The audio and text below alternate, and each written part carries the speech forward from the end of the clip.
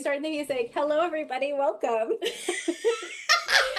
Hello, everybody. Welcome to tonight's episode of Chromatic Academy Kids on Brooms, the Underworld spinoff. Achlys in Exile. We are in our third and last episode for this. I'm hoping Achlys makes it out of the Underworld. I don't know. We'll see what happens. But it's going to be a fun time. And things are going to definitely happen for sure. It'll be chaos for sure. Okay, so let's go ahead and introduce our characters and our players for tonight. We've got Danny, who plays Arete. We've got Tessa, who plays Aphiros. We will have Josh, who is the dog-obsessed character Demarion, joining us shortly. And we have Lauren, who plays Achlys. I'm still gonna puke. You should recognize Achlys by now. She's been here a while. And, oh man, Achlys is just gonna get so much done tonight. I'm so excited.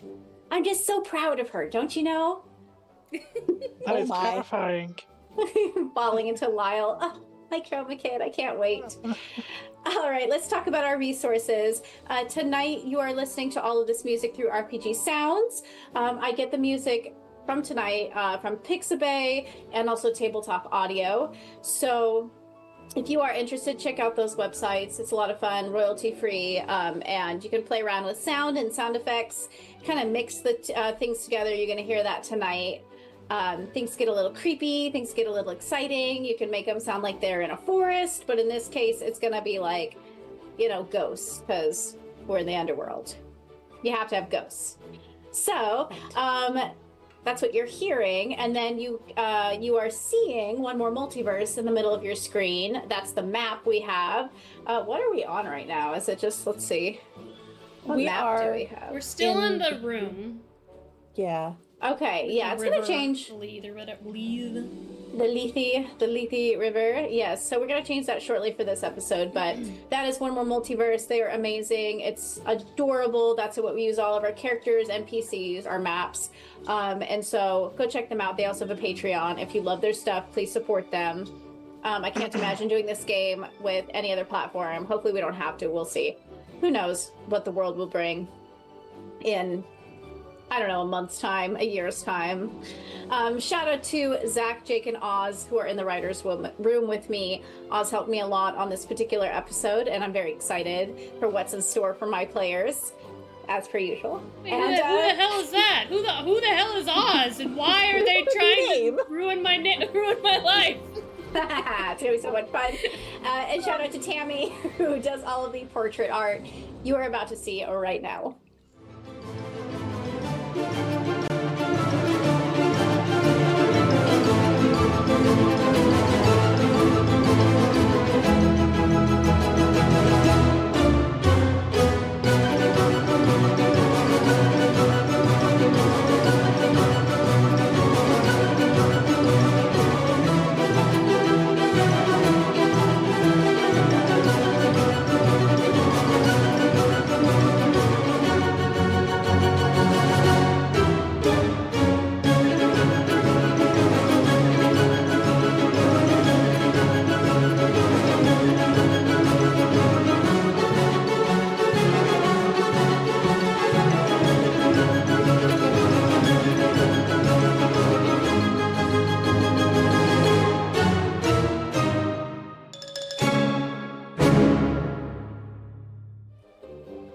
Hello, everybody, and welcome back.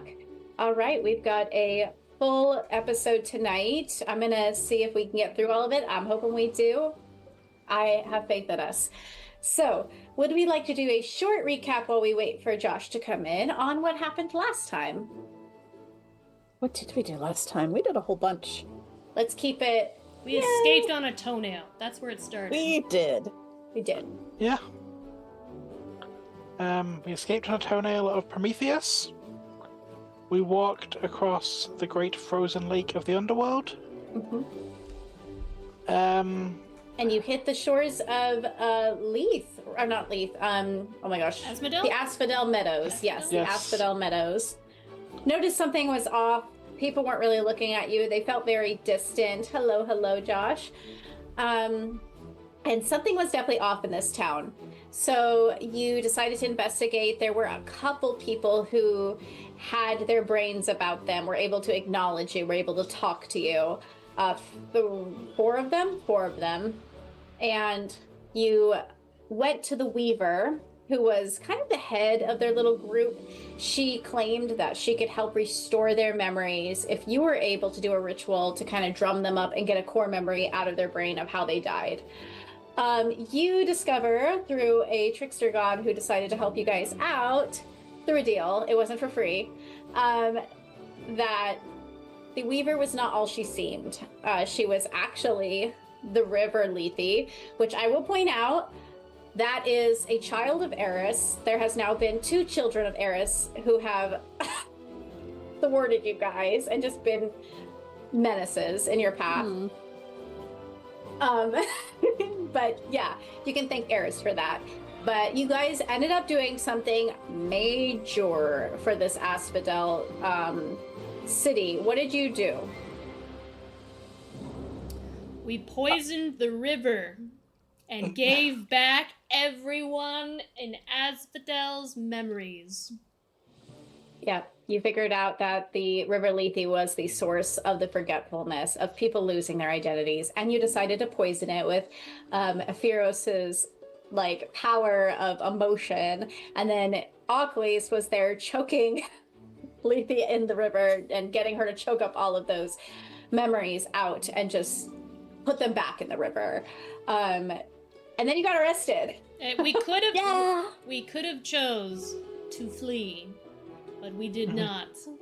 That's right. Even though chose to give Demarion them back their memories. Demarion was really outvoted. he really wanted to leave, but no. He was gonna be Audi 5000, and then y'all were like, "But the memories," and he's like, "Oh, fine." Yep. Demarion seems to be... I would like it to be clear. Josh approved of the decision. Demarion was on the other side of the coin. He's a little hard to convince, I feel like, you know? He's got his goals and... It's almost like doing the same thing for millennia, probably just like makes you a little stubborn. Probably just a little. Yeah. Yeah, he's older. He's like, I have my dogs and that's all I need. That's pretty much All all I I want and want. all I need, and I haven't seen my dog in a long time. Bring me back to my dog, please. But Demarion doesn't have a dog anymore currently because... Dogless once again. Yeah, Argyra, one of the members of the party, had to take that dog to use to track down Achlys's parents, who are currently in hiding. So you did a noble deed by letting Argyra take that dog, but now you're I can't wait for dogless. Calvic to benefit from that that choice. We'll see. I don't know. It's going to be interesting tonight. We'll see who benefits and who suffers and everything in between. And maybe who doesn't make it back to the main campaign. We'll find out. It's just that you never really know. Man. Okay, let's change songs. Let's go ahead and change songs because we are about to walk into court. Dude. All right. Oh, Ha! Your arms. In case anyone can't hear, let me just... People Josh. should hear it. People should hear it. Calvic, you need to mute yourself on Discord. Oh, you don't like getting me like triple? So ominous. All right. Where are you guys? I just brought you into the court. It always brings It was you... actually more authentic because we heard your voice twice. Yeah, I think you all are honestly missing out now. Okay, I'm gonna get rid of Argyra. Oh my gosh. Oh, we have a new map. Oh god, where am I? Okay, those are some stop, Aphira, judges. Stop. Just stop walking. Don't sorry, walk, right, don't yes. move. Okay. Holy There we go. shit talking mushrooms. Okay. well. Yeah. All right, everybody.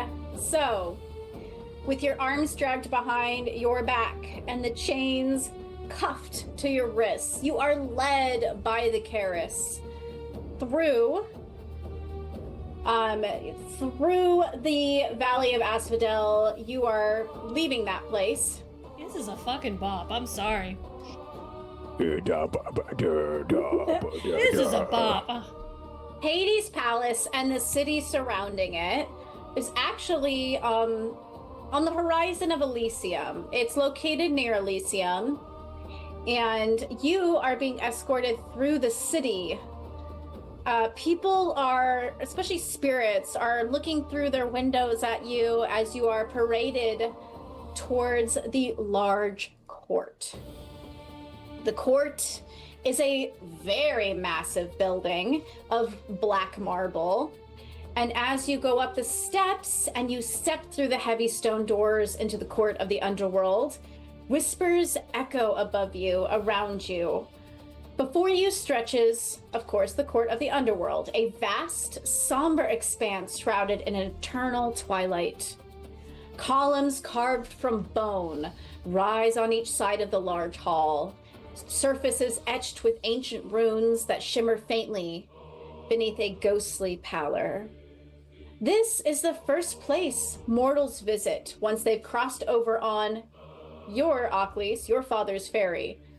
And this is the place where judgment reigns, not only for mortals, but for everyone down in the underworld. At the front of the court, as you are led through, you see 3 towering stone seats and 3 imposing figures posed crookedly, dressed in long, deep purple robes, their white eyes watching you as you are led single file to the space before them. Would you like to whisper anything to each other before we start this? Oh,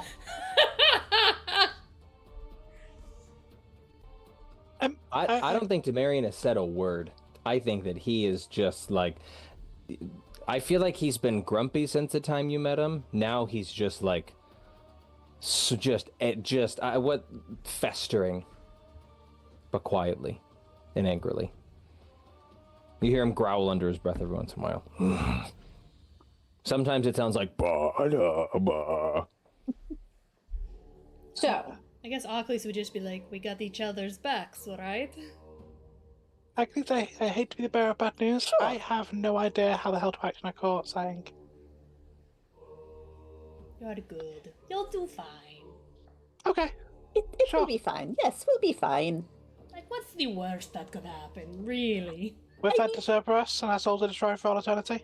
Okay, maybe it's okay. Let's not get creative. Don't give them ideas. Don't give I them- mean, it's more of a... Okay. It's more just a fact of nature. all right. So, who wants to do a brains check for me? I You will. look- Yeah, let's you all look just do around the one. court. God. Yes. Yeah, Josh wasn't here for this, but I will give him the advice I gave all of you before the game. Josh, there will be plenty of opportunities to spend or to earn adversity tokens tonight. Make sure you spend wisely. I will make a brains check. Yes. That would be a 7. Oh yeah, sorry. TN, let's go. Actually, we'll do TN 7. Actually, that sounds about right. Oh. I got a 10. Then I made it with a 7. Okay. I got a 3. 3. Okay. Damn it, I want to fail so I get more adversity. Can I lie?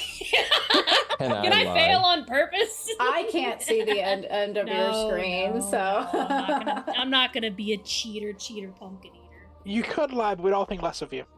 True. Because we would know. I would never. we would know.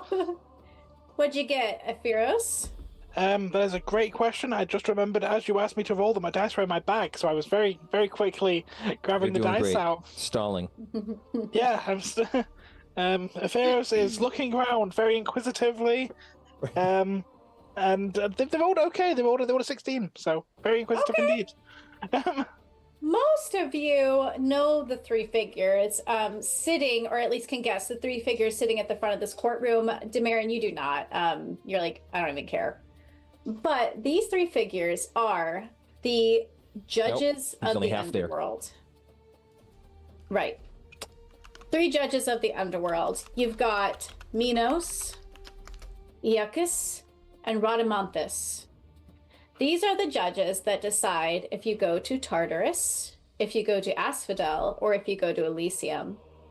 And they have their little bits and quirks. As you're looking at this setup, you see that you look at the thrones, you look at the pillars on each side, you see one of them has a set of keys on their side, and the other one looks like it has a large bottle of shimmering blue liquids, while the middle has a golden scepter sitting across their lap. So, would you say that rod is bigger or smaller than Kelvic's golden rod? Just if we're comparing sizes here. it's like 5 times the size, okay? Wow. It's huge. Instant intimidation. He has huge Vic energy. Yeah, these judges are also huge. Like, they're towering over you. They look very huge and intimidating. Very intimidating. Yeah. You hear a rather ugly sound on your right-hand side as you approach. This man clears his throat. And go ahead and give me another brains check to see who this is. 14? That's 17. a 1. Oh, sorry, Tien. Oh my god, sorry, you guys. Tien's 7 again. 1, 14, 17. 17. Okay. 2. All right. Some of you know that this man is Horkos. He is a judge of, not a judge, but he's a beholder of oaths. And he is the one that normally runs the flow and helps with the pacing of this court. And he's a large man with long curly hair, and he is just eating this greasy hunk of meat. You don't know what the meat is or where it comes from, but he is just eating it. The grease is running down his cheek and falling down onto his clothes. And he coughs a little bit, and spit and pieces of food just spit out, and maybe even land on you, Arete. Land on your really pretty rainbow clothes. And he says, "Quiet in the court, quiet. We have criminals that are ready to be judged. Those who are guilty of breaking the laws of the underworld, step forward." And he looks at all of you expectantly. Oh, I step forward. All right. What was his phrasing? Those who are guilty of breaking the laws, of violating the laws of the underworld, step forward. We did break the laws, so yeah, fair step forward. Yeah, I demur begrudgingly. Angrily. At the end of this, you will be one place or another, but you will not be here. You will be sent to where you most deserve to be. We do not take kindly to criminals in this court, but your fates are not for me to decide, they're for them to decide. I'm going to give you guys another brains check. Go ahead and give me an opportunity to look around real quick. Brains of 8. Can I roll any stat that's not my d20, please? I want to first 2 tokens. 9, because I exploded. 3, okay. 17. Okay, Apheros and Demarion. I'm And rolling pretty well, but I'd like to have 2 Achlys. tokens. I rolled a 4. okay. 2 of you notice, just right off the bat, as you're looking around this large courtroom, you don't see King Hades. Yeah, You man. don't What see- the hell? You don't see Queen Persephone. You don't see any gods or goddesses of importance in this space other than the 3 judges before you and Horkos. Does anyone speak up about this? If Okay. not, that's fine. You don't have to, but it is something to note. I don't think Demarion would. It gives him a feeling, but he wouldn't say anything. Question first, before to actually know if I would speak up. Obviously, I'm as old as pretty much the Greek pantheon. Is this common?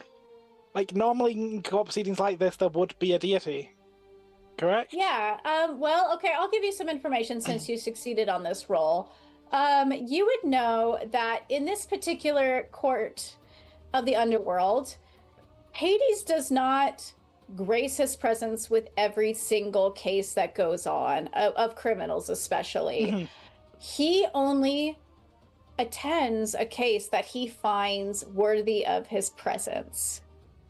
What if dick. Cool. So he is currently not in attendance right now. And neither is his queen, and neither is anyone else, other than the judges and Horkos. He's So- fucking gay. So Horkos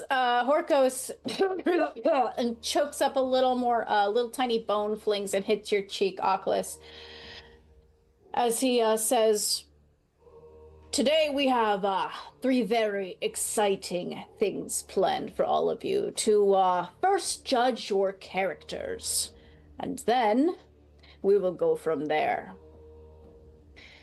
See, this We is why have- we need a new order here. Like, Right? my This God, is the terrible plan. this is- Silence! Silence! And he will pull very sharply on the chains Ah! of your wrists. Chafing. First, we will send you all to the room of judgment. It is important to see and how to judge your character based on how you judge others. Any questions? No? You hear Temerian under his breath just go, fuck. No, I don't think so. But I thought maybe you should. You got a little something right here in your teeth that you, like, really. He will take the chain and jerk it again. Oh, Go damn. ahead. I was just trying to be nice. You don't Go want ahead things. and roll a brawn check. TN 11. Okay. Brawn is a D4. All right. That's a 1. A 1. So he goes to jerk on your chain. You lose your balance and you fall to your knees, and he kicks you in your side. Okay. Hey, worth an adversity token, baby. Worth an adversity token. And you know that any kind of backtalk here will be dealt with accordingly. And accordingly to Horkos is physical violence. Oh, that's fine. First to say, stood passively shifting between all different faces of people they've known, people they've judged. Occasionally switching to Dyke, then switching back to people they've judged, people they've known. And you're just, okay, yeah, that makes sense. They have zero control over it, it's just a passive... Horkos kind of scowls a little bit when he sees that. But you will see on your map, the left-hand judge will raise a very long finger, Iacus, and will point towards the door on that left-hand side and say, "Horkos, let them through. We wish to see what they do with their trial." And Horkos will give another kind of scowl and lead you all to the door on the left-hand side. Will unlock your chains, open the door, and push you all through. And when you are pushed through, you fall. You fall down a deep abyss until you hit solid ground. And I'm gonna change our map. I had a dream like this once. Oh, I was Don't there, like I saw those. that. Yeah! Is Oh, it your fault? Do you do all the falling dreams? those Not like, yeah. You just like looked down a little bit. Can So I not simple. have falling ones anymore? so simple. So you all have gathered now that this court session is going to be more than just kind of defending your case. You are going to have to show the judges your sense of worth and your sense of justice and just what kind of characters you have. This is what was called the Room of Judgment. And when you walk in, it's dark and foreboding, and you see 3 pillars in front of you. 3 large keys sit atop these. One, they look pretty much as they do in the map. One has a skull atop it on the left. One is a rather plain looking copper key in the middle, and the other is bejeweled and shining even in the darkness of this stone place.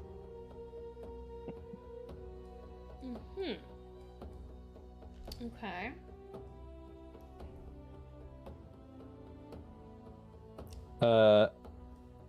Demarian He perks up a little bit because something he thinks he smells something that's maybe not human. And he starts to make his way down to this set of stairs, question mark? Yeah, go ahead, just wander off in the abyss.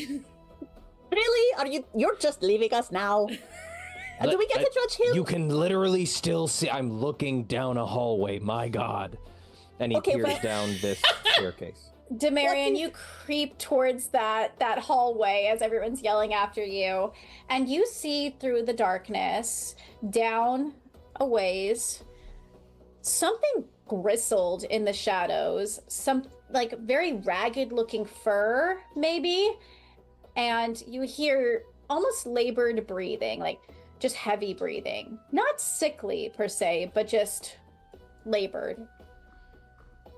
But I can't see far enough. I see there's a torch near what this thing is, but it's not shining enough light to see what it is. Give me a brains just to see if you can see the details of this creature. Give me a brains of 7. That's only a 5. Okay.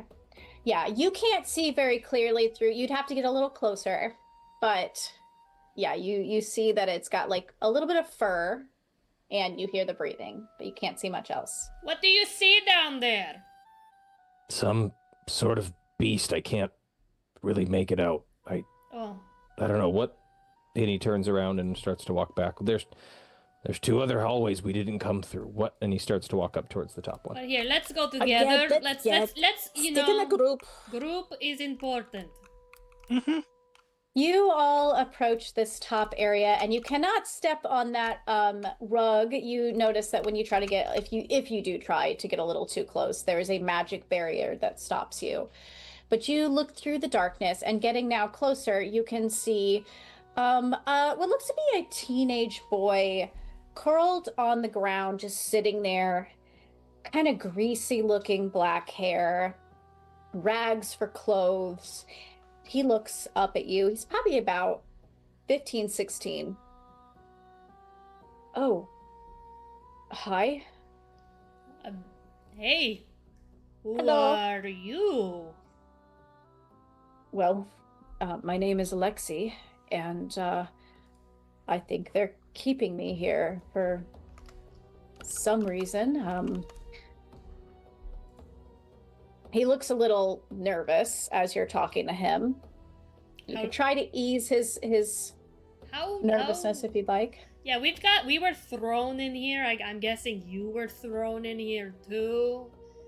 Yes, I was.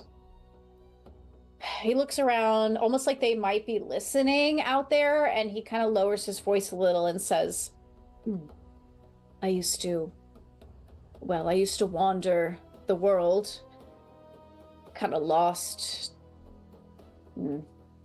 They caught me and brought me back down here. They caught you. What's the equivalent of an insight check in this game? That would be brains. Yeah. Cool. Or charm. I guess it depends. Like brains, you could try to read. I would take charm. Cool. Aww. I'm gonna go with brains. It's my D6 instead of my D4. To try to see if he's lying, I assume. Yes, I'm just trying to get a sense of if this is legit or not. If, Okay. Like that, even just that initial statement, if he's already... I don't know, I feel like this is not reflected in my stats, but like being the handler of Cerberus and like chasing down people who... I feel like Demarion has heard his fair share of people who he catches with Cerberus who are just like lying out their teeth, so I think he's... maybe like in this one specific thing he's better than his other brains may indicate that he is he's better at reading people, specifically when he thinks they're lying. Okay. So he's trying to figure that out. Yeah, go ahead and roll a charm. Anybody else want to do any rolls? I would like to say something to this guy. Okay. I'll do a little brains if that's allowed. See what I can. Can I add my D4 given Sure. my character's background? Okay, we'll do that. Yeah, what are you, Aphiros, what are you rolling brains for? Okay, so my theory is that we are meant to judge which afterlife each of these go to, because there's 3 keys. Okay. Is this a soul who got out and was left on the world, with what they're describing. Sure. Okay. Sounds good. Brains of 8. Charm I didn't have a of TN, 7. but I only rolled a... Oh, I rolled brains. I'm sorry, not charm. All right, let's try that again. I just need 2d4s. It's going to be an 11. Okay.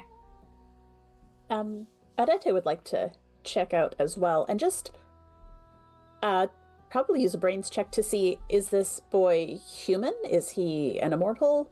What is he? Sure. Yeah, go ahead and roll me TN 7. Rolling Okay. 2d4s, I got an 18.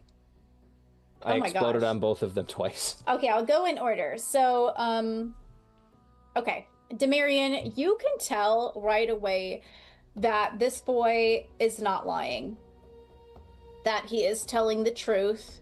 Mhm. That he's not a particularly good liar either. His eyes keep flitting all between you. His eyes keep kind of lingering on Achlys a little bit. And I'll even give you a little bit of extra information. You remember that he slipped through your watch. And Aphiros, you know that he was probably, judging on the way he's glancing over at Achlys, is trying to figure out if he remembers her or recognizes her in some way. And what other information did you want? You're trying to figure out, like... If he's a lost soul, like, what kind of era is he from? Okay. I don't know if you... I'm trying to figure out how you would be able to discern Accent, that. vernacular. Like, obviously we're doing relatively understandable vernacular, but most people probably speak Greek, or, like... If anyone Yeah. speaks Greek base. I would say maybe from Greece, yeah. Mhm. He's from that time period of ancient Greece, yeah. Okay. And Demarion remembers this little shit getting away from him. Yes. Yes, he does. Demarion has been doing, since we got up here and they started talking, he's looming in the background. He's being, if nothing else, an intimidating presence. Yeah. And he is just squirreling this knowledge away for himself for the moment. Okay. Sounds good. Arete, what did you get? A 2. A 2. So, yeah, what were you trying to discern? If he was a human or an immortal or... Okay. You can tell just by looking at him, he has rounded ears. He is a spirit, you know that much. But as far as, like, if he's anything else beyond that, you can't tell. And he looks down at his feet and glances back up at all of you. So, what did they throw you in here for? We broke the law. Look, I'm gonna be honest with you. Like, you don't want to be here. We don't want to be here.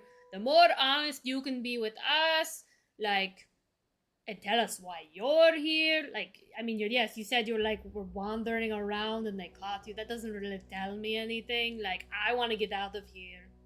So do they. I mean, Like this you- place sucks. Am I right? Like, look, you don't want to be here.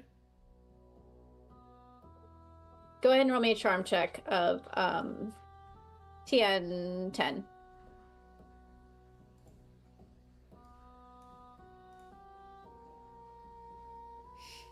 That's a natural one. Yeah, Oh my gosh. Well, Yeah, that's a I natural. can't give you enough adversity tokens Rack to help them with that, up, sister. boys! Keep racking them up! He turns away from you and spits. Ew. Okay, well that is just rude. I feel like we're trying to help each other out, but alright. How do I know you're trying to help me out? Well, I mean, I'm not supposed to be here. Well, I mean, I don't want to not? be here. Do you want to be here? No. Why do you think I'm But I here? guess so. You're from here, aren't you? Yeah, well, yeah. We're kind of all from here. Look, I'm being honest, like, I'm not lying. He looks away. Does anyone else want to try and charm him, or you want to look around In- some more? The face of his mother. Oh, Sits cross-legged at the front of the cage. Oh my god. Okay.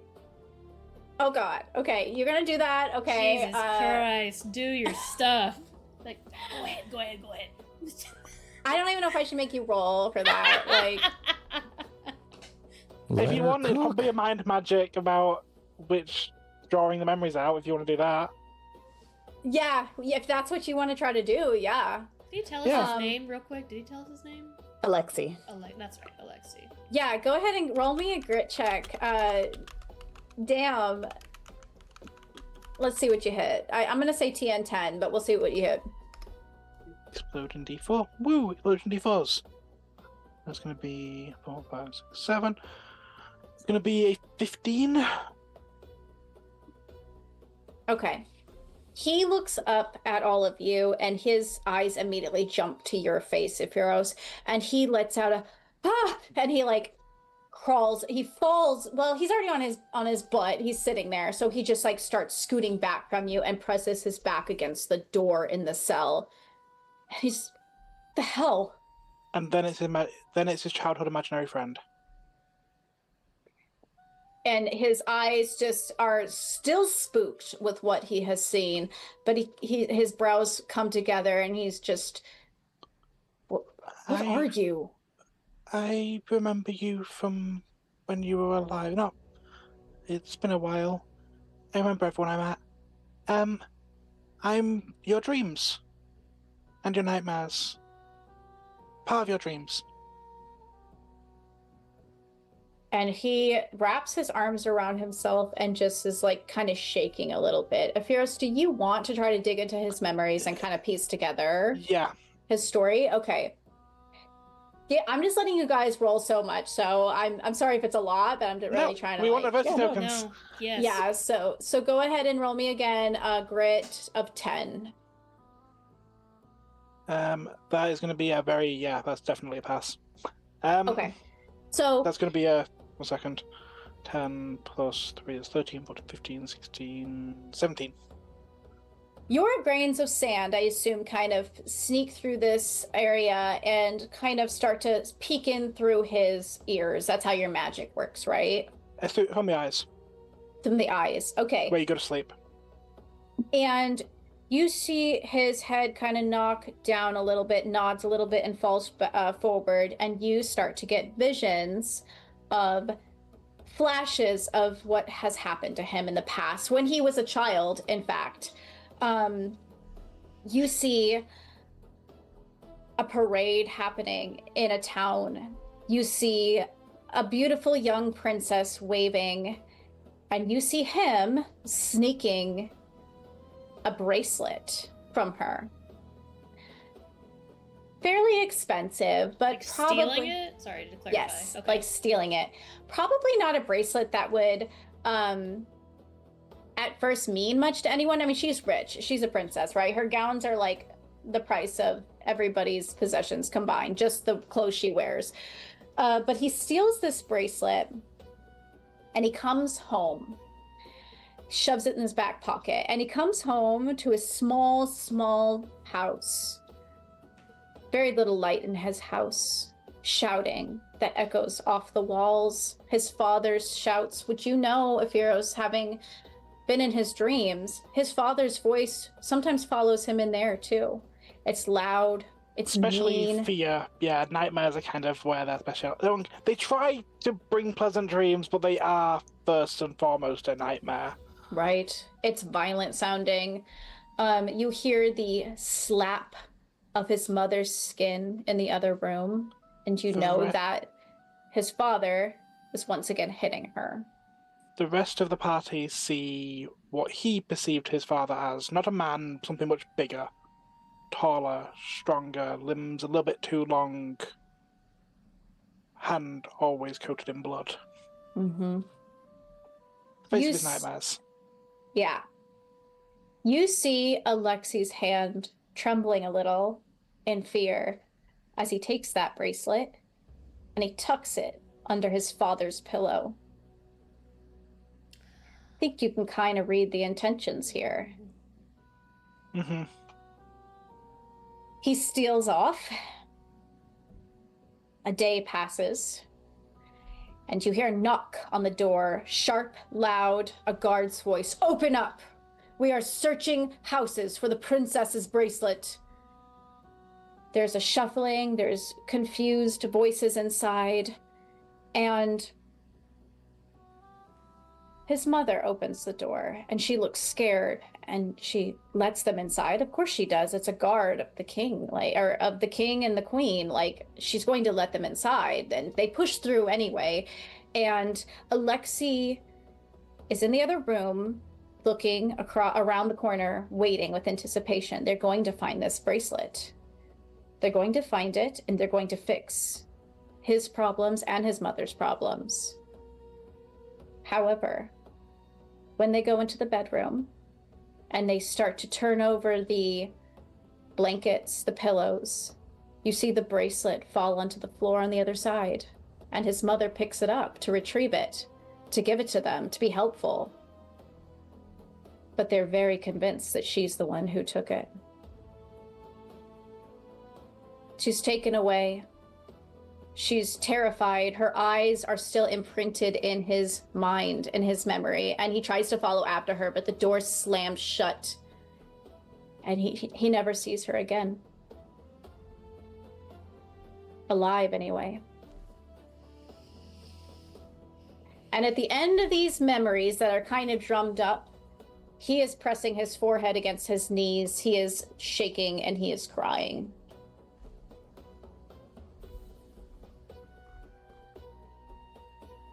And then Averos returns to their sand.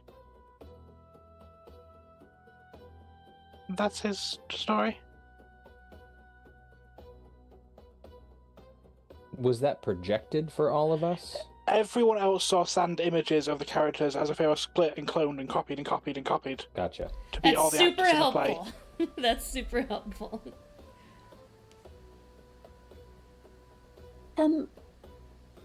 He deserves rest. He deserves a happy ending after that, yeah? Not in the eyes of the court. I'm Why? curious with the other three. But yeah, he does not deserve any major punishment. He was trying to save his mother. Look at him. He is still a child. Yeah, and he is child.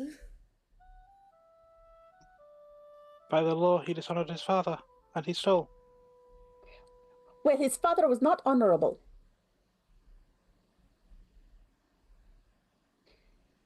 Demarion, what are you doing?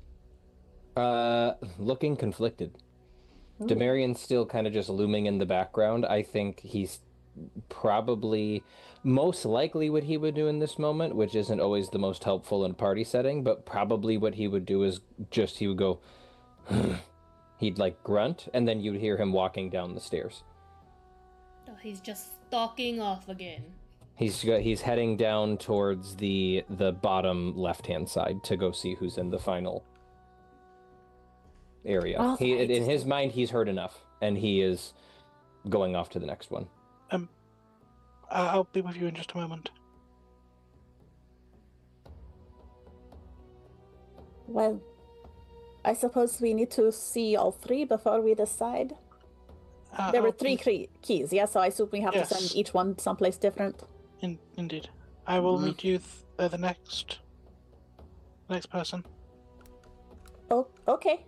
You are coming though, yes? Yes. All right. Probably just by the time everyone else catches up to Demarion, he's in a very similar spot to where he was for that kid. He's not approaching. He's just looming basically as far back so that he can see who's in there. Probably just doesn't say anything, just leans up against the wall and folds his arms and starts to... Just does the, I don't know, like, what... Well, yeah, he's just staring and waiting. So And Averos- go ahead. Go Just ahead. before they leave, Averos will take out a small pinch of sand and shape it into, in their fingers, the face of his mother, and will blow it to him, putting him to sleep and having a dream of being able to go to the princess and explain what happened, confess his sins. He takes the punishment. He's still Epheros. And it's still, ultimately, Epheros, as much as Epheros quite likes the party, Epheros still believes in the divine right. Everyone has its purpose. The Hades is right being in charge of Hell. And Tartarus. Go ahead and But- give me... But what? But they are still fundamentally tied to everyone's emotions, so they want people to be happy. Right. Okay, go ahead and give me... Go ahead and give me a grit check of 11. Yeah, easily. 13. You successfully do this, and his head lulls down and he falls to sleep. And the tears stop flowing, at least for a little while, and he's able to at least peacefully dream this vision that you gave him. This fantasy of sorts, but still something. Dreams are at least real to you, right? Exactly. They're just as real as memories in life, Epheros. Right. What are they if not a dream? And the sand just collects over where the rest of the group is. On the left-hand side, for those of you who get close enough, you will see a strikingly beautiful woman in this space. Now, Arete, you don't even have to do a check on this woman. You can tell she's not human. You can tell she's a spirit. But she's got these long, beautiful ears, and deep blue skin, and deep blue hair. She combs her long nails through her hair, and her long eyelashes kind of flitter halfway down. She looks tired. She gives a big sigh. This is an ocean naiad. You shut your face, Tessa. I'm right! No! As Epheros stands in a face Achlys recognizes. Yeah, does this face... I've seen this face spirit-wise. I swear to God, Danny. Is this a familiar face? I mean, Look at the name. her face... God damn it! God damn it! Her face possesses Ah! God! kind of Epheros stops you at first, Achlys, to see this woman. I've seen her before. We've been there. Epheros is Oh. Ava. Epheros is currently Ava Amatheus, the next to Achlys. She looks up and sees her daughter's face, and that steals her breath, and she gets up off the floor and she goes to the barrier that separates you from her. She puts her hand on it and she says, Ava? As Ava? You have... Epheros, No. as Epheros approaches, she switches back to her. I'm sorry, I didn't mean to. She lets the breath out and steps back. I'm sorry. Who are all of you? Achlys is paler than usual, which is a Which shocking is fucking thing. saying something. Which is an insane thing to say. Do we Well- notice this? Is that something we can notice? easily? Yeah, if you... Yeah. Oh, roll you don't a- have. I don't feel. I mean, yeah. If you would like to roll, you can. Please roll so you can get more. Roll a tokens. charm, D- TN, Oh, 10. sorry. It is dark out. It is Well, dark that's in here. 14, so... Yeah. You notice. Achlys? Are Did you okay? Did you fail or no? That you failed. was a 14. Oh, okay. So she... Marion's way too focused on the on who I don't know is Ava's mom. He's just Marin's again. racking them up. I got one. I failed. Got one? Okay.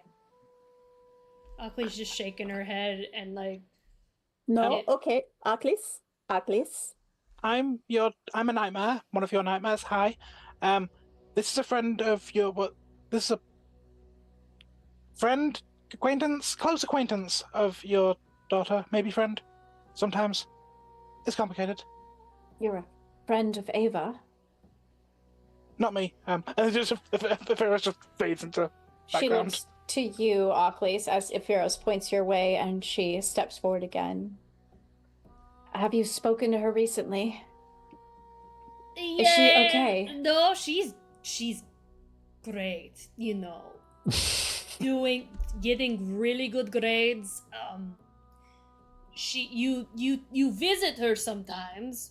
I mean, I got to meet you. I don't know if you'll remember seeing me, but I was there on, It is hard for me to distinguish faces on the other side of the veil, but Nope, I knew that. I don't know why I said that. I already knew, but yeah. she's happy though, and she's getting good grades. Yeah, why are you here?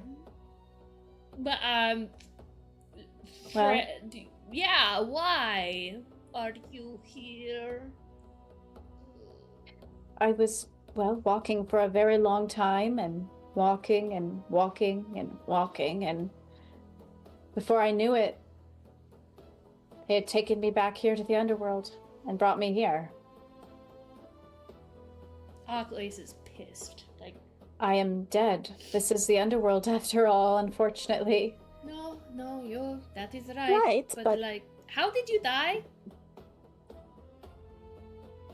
Sickness. Ava never told us, so we were just cured, I died of sickness. I was unable to stay with her when she grew up. She does miss you. She might not admit it, but she does miss you. It is very hard. Has she ever mentioned me? I miss her so much too. I think this is prompting Demarion to try and figure out, is this a bullshit sweet talker just trying to get our whatever? I think this triggers his little, are you lying? Okay, good charm. Yeah, I would like to see it. Is this an illusion? Like, Achlys is so in shock. Yeah. Is this an illusion? There's no way. This can't be. Charm for both of you. Yeah, I think Achlys, because you're trying to figure out if she's lying, give me, Demarion, give me like a charm of 5. For you, Achlys, probably a charm of like 10, because you're trying to figure out if it's like an illusion. Somehow I pulled off an 18 again. You can tell right off the bat, Demarion, she's not lying. She is genuinely concerned about her daughter. She loves her daughter deeply. And as soon as like Ava's name was mentioned, she was like locked in. Did she also die of sickness like she talked about? Or is that, I mean, do I Yes. believe that she died of sickness? Okay, cool. Yes. Achlys. What'd you get? Oh, sorry. I'm really pissed. I got an 11. Okay. So you know illusions pretty well. You've done them quite frequently in your magical history. This is no illusion. You know spirits as well. This is the same. Achlys just stands there staring at her, unblinking, is just like, shit. If Ephirus comes up like really close to Achlys, Achlys, if you know this person, you know their daughter, I could show them one of your memories so they could see them, if you'd like. Yes, please do that.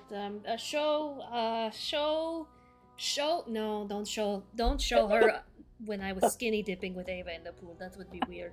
That might be weird. That might be weird. How about when inviting Ava to movie night? We did plenty of those, and Ava was not. She enjoyed those. So maybe those movie nights with friends. Ephirus, would you like to describe it? Yeah, connecting without playing all of the characters, which Ephirus can do. That's Ephirus playing. That's Ephirus acting. They're very good at it, but that's not the memory. Ephirus will have Achlys sit down on the floor and will gesture to Amathea to do the same. If you'd She like, does. I can show you your. It'll be a memory, obviously, but Yes, please. okay. This may feel uncomfortable. You're going to feel like you're falling. And there.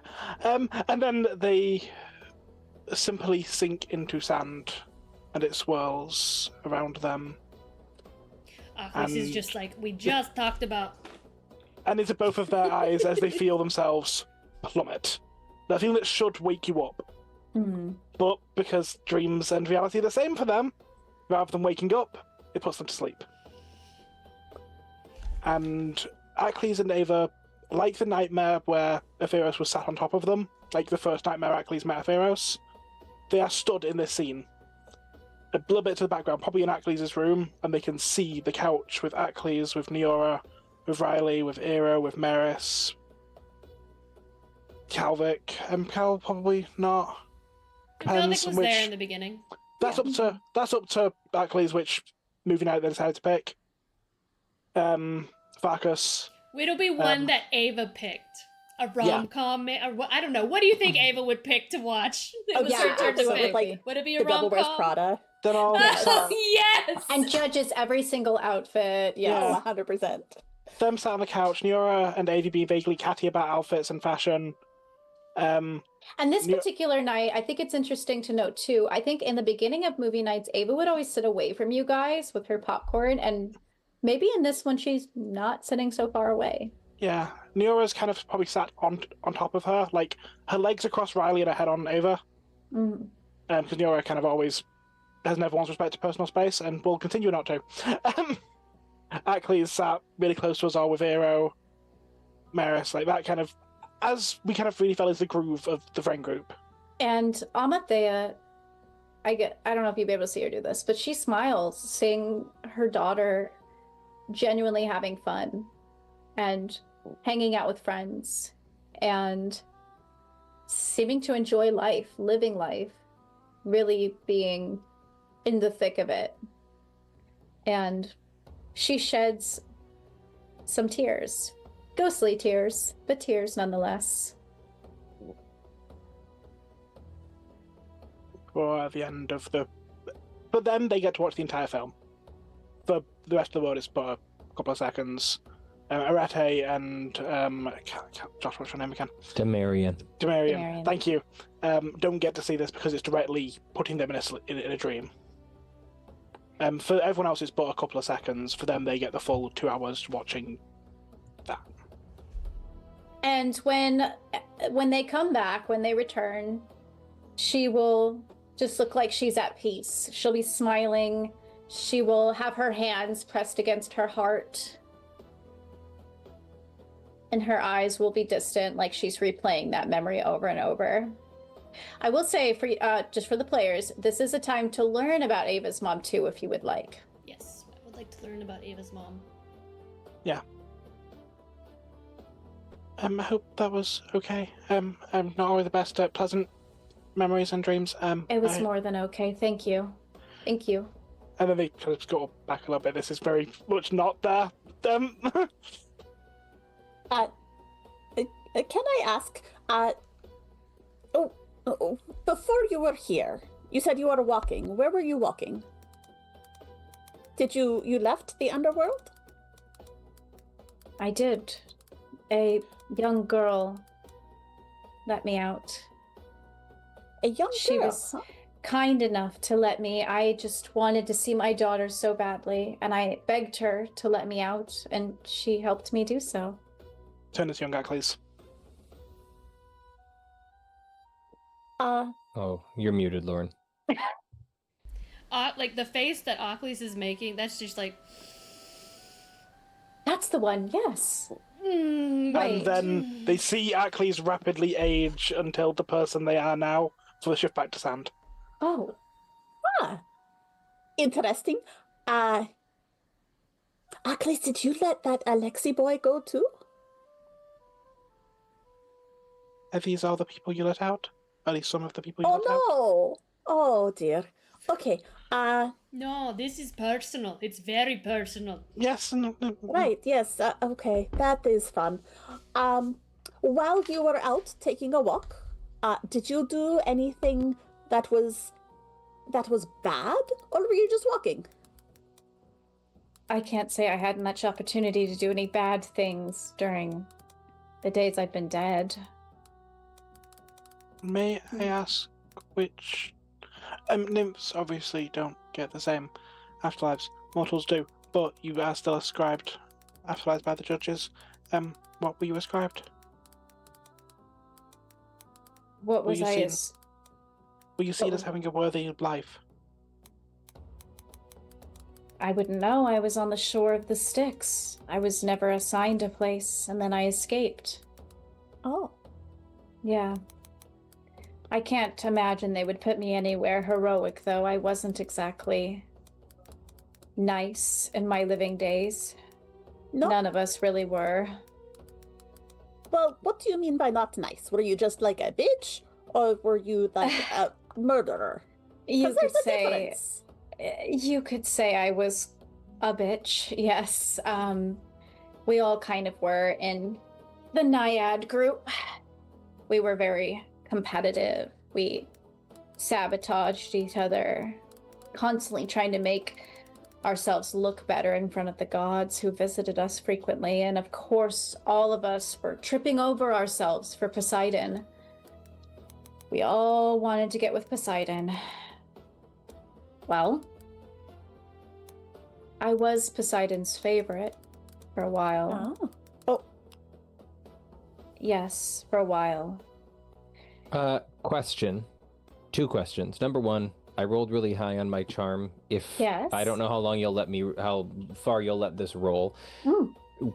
If she tells a lie, will I get a hint of it? And so I would like to put that little dollop on there, like if you're talking and there's like a lie that you think that my 18 roll will catch at least a little bit of.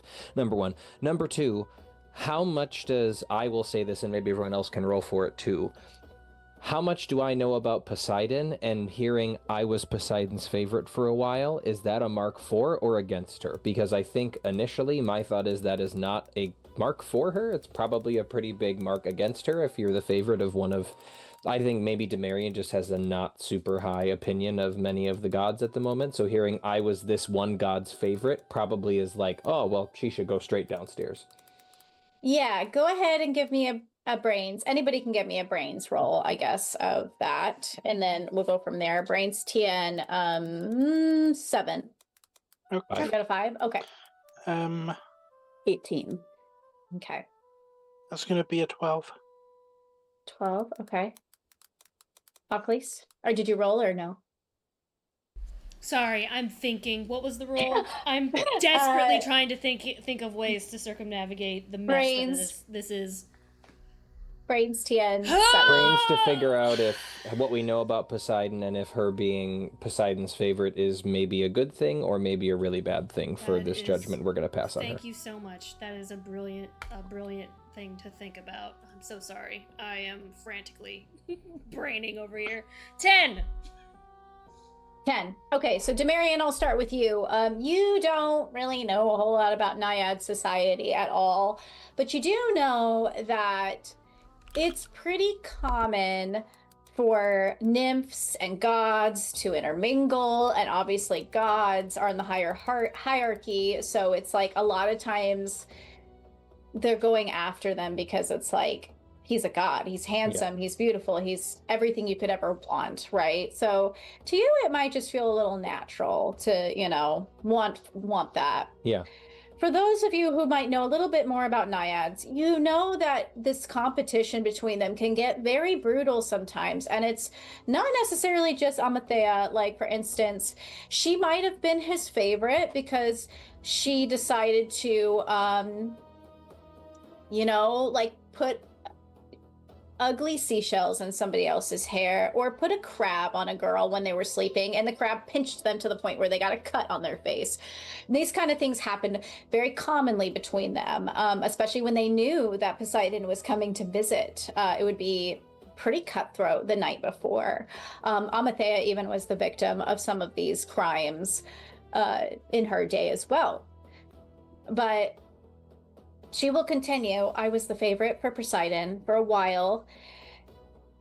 And I don't know what I did. I don't know what happened. And I just think it's just Poseidon. But when he started hanging out with somebody else, I got mad. And I didn't mean to do this, but our emotions are directly tied to the ocean, to the sea. And before we knew it, the local village had been flooded. Their crops drowned. And she looks genuinely ashamed of this. Nobody died, but the villagers had to leave and find new homes. because nothing would grow there again.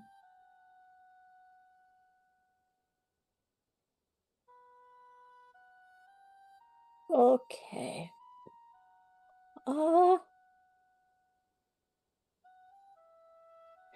So it wasn't really your fault, it was just your emotions that made the ocean go wah. Yes. I couldn't keep my emotions in check. So it's a kind of little bit your fault. Yes, I think it was. Okay. Okay. Huh. Question, Danny. Drunk. The gods aren't exactly known for giving a shit about mortals and mortal villages. Do I think they'd really care if a town got flooded? Was there a temple to Poseidon or Hades in that village that got flooded? Because that might be a little bit more of an important thing. Probably there was like a temple to Demeter in that village because they were a farming town. They had crops. Fuck. Yeah. I mean, Hades pisses off Demeter on a daily basis. That's not the end of the world. But she is pretty fucking spiteful. And Persephone kind of has a hate for Achlys, so.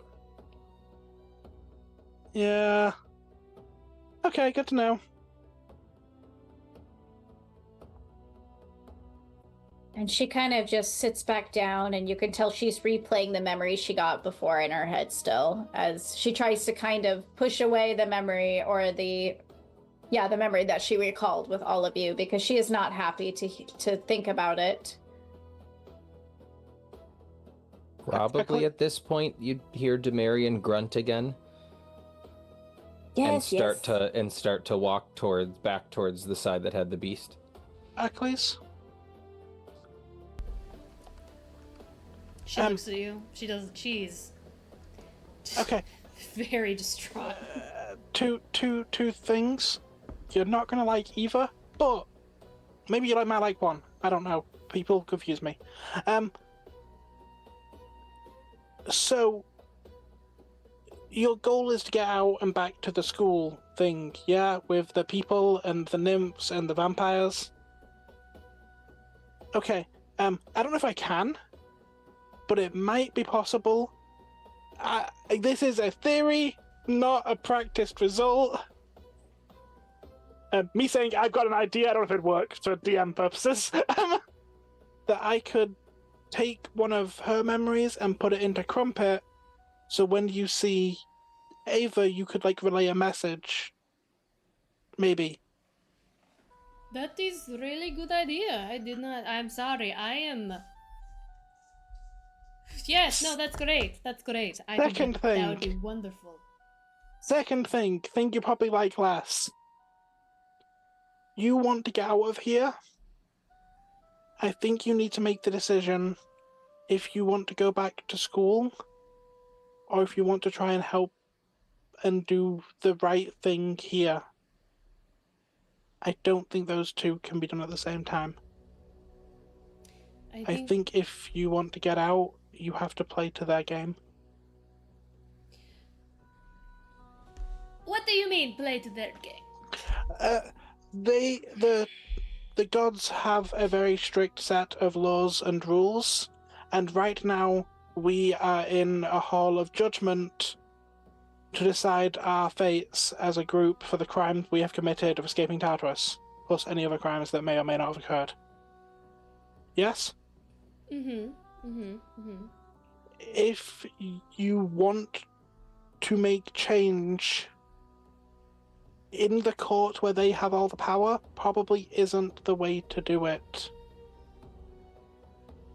You would have to do it out there, but that would mean obeying their rules here. For example, that boy dishonored his father. He is guilty.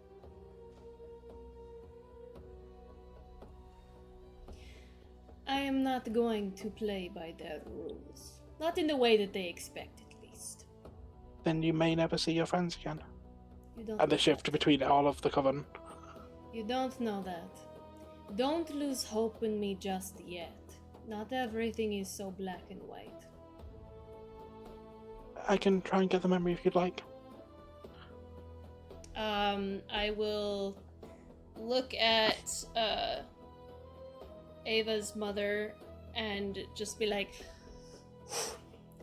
this is going, it's gonna, don't freak out, okay? He's really awesome. His name is Crumpet, and I'm just gonna hawk Tua him out of my nose. Okay.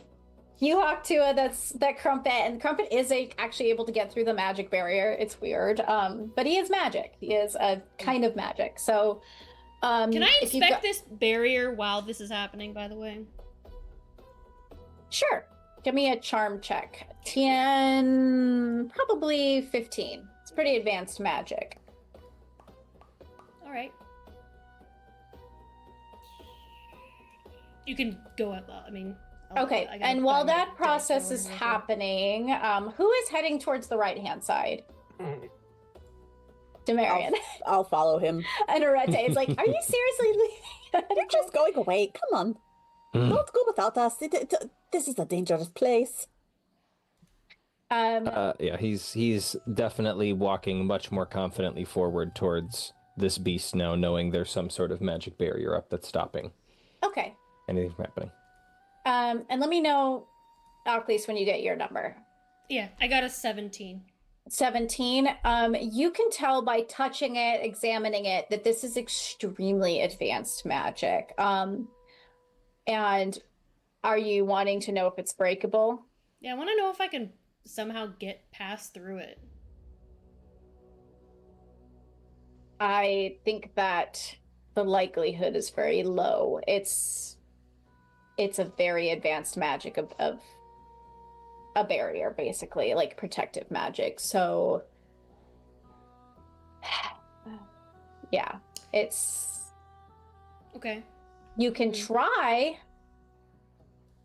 but also think about where would you go if you were able to get past it. To the door?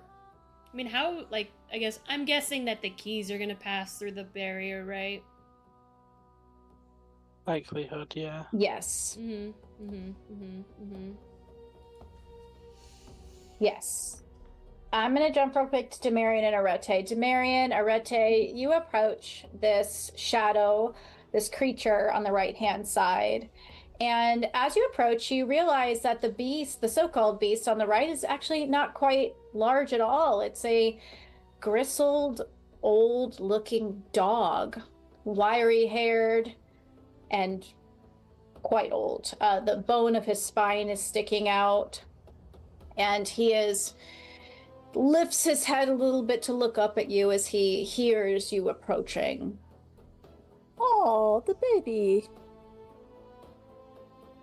I don't think Demarion says anything initially. He probably gets the closest to this. He probably goes right up to the barrier for this one and kneels down and just looks at the dog initially and is going to see what it does as he approaches and as Arete starts to talk, because Arete is going to talk. So he doesn't feel like he needs to, at least initially. He's going to see the reaction. The dog lifts his head to look at you, Demarion, and he does look at you in the eye, and he gives a kind of a deep sigh, and he lays his head back down on his paws. Oh, he is a sleepy boy or girl. I cannot tell. Can you tell from there, Demarion? Is that a boy or a girl? Temerian doesn't answer right away, but then he says in a way that probably Arete doesn't understand. He uses his wild speak, because I'm assuming he knows what type of species dog this is. Yeah. Just asked, "What's your name?" 257. Why are you here? I've done really bad stuff I'm not proud of. And he kind of turns away a little bit. He looks tired, worn down. I know that feeling. Believe it or not, it helps to talk.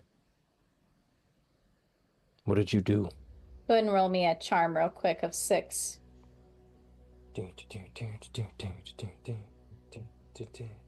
That is a 3 on the dice, but I'll use 3 adversity tokens to make it a 6. Okay. He pauses for a moment before he looks back at you, and he deems you pretty trustworthy because you've gotten to his level. And you're also talking to him, which is something that he registers. And he says, "I was raised from a pup in a time of war, raised for war. There were people in this war that were scared and didn't want to fight for whatever cause they were fighting for, and ran, hid. And I was trained to sniff them out and hunt them down. And I did this for a long, long time. Blood on my muzzle, and I kept doing it. Blood on my teeth. But as I got old, I don't know, something hit me.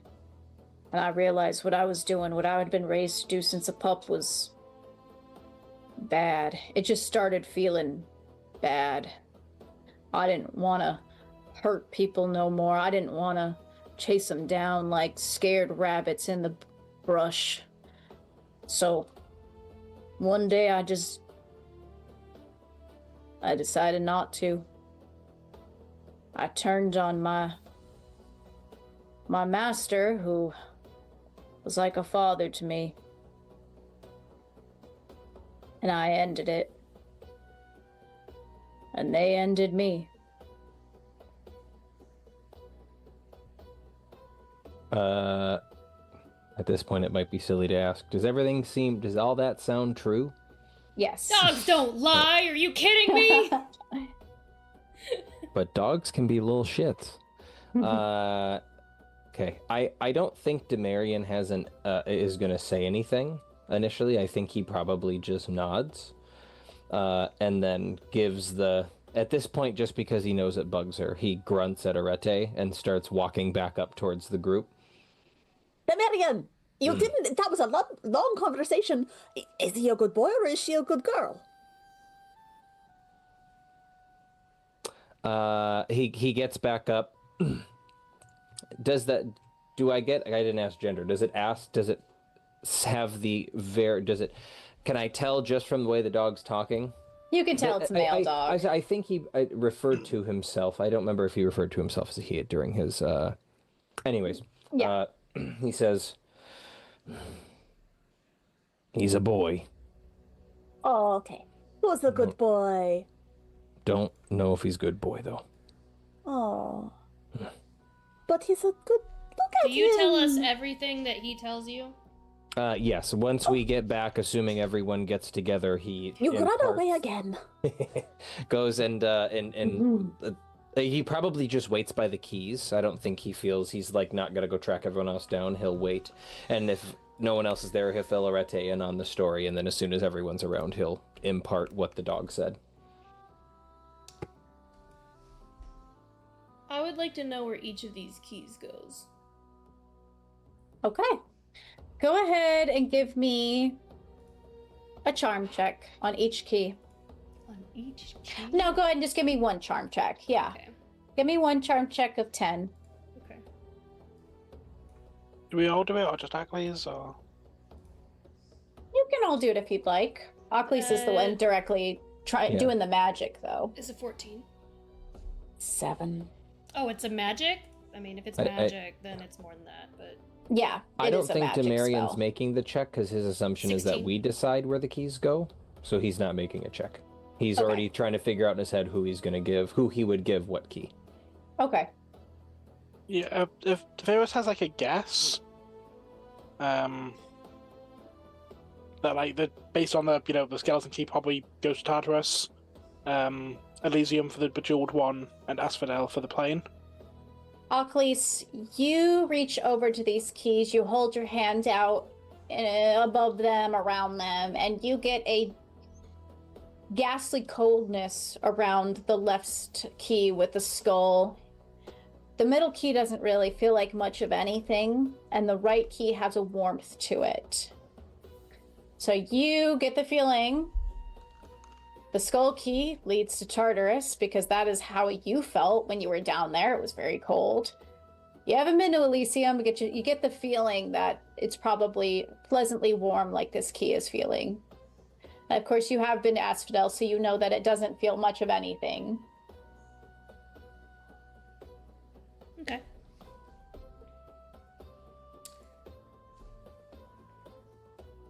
And now you all have you've all talked to the people within this room of judgment. And I think you all know what you need to do. You need to make decisions, because fate, dealing out fates, judgment, justice, these concepts are very difficult and very nuanced and very layered. I grab the skull key and I shove it in my pocket.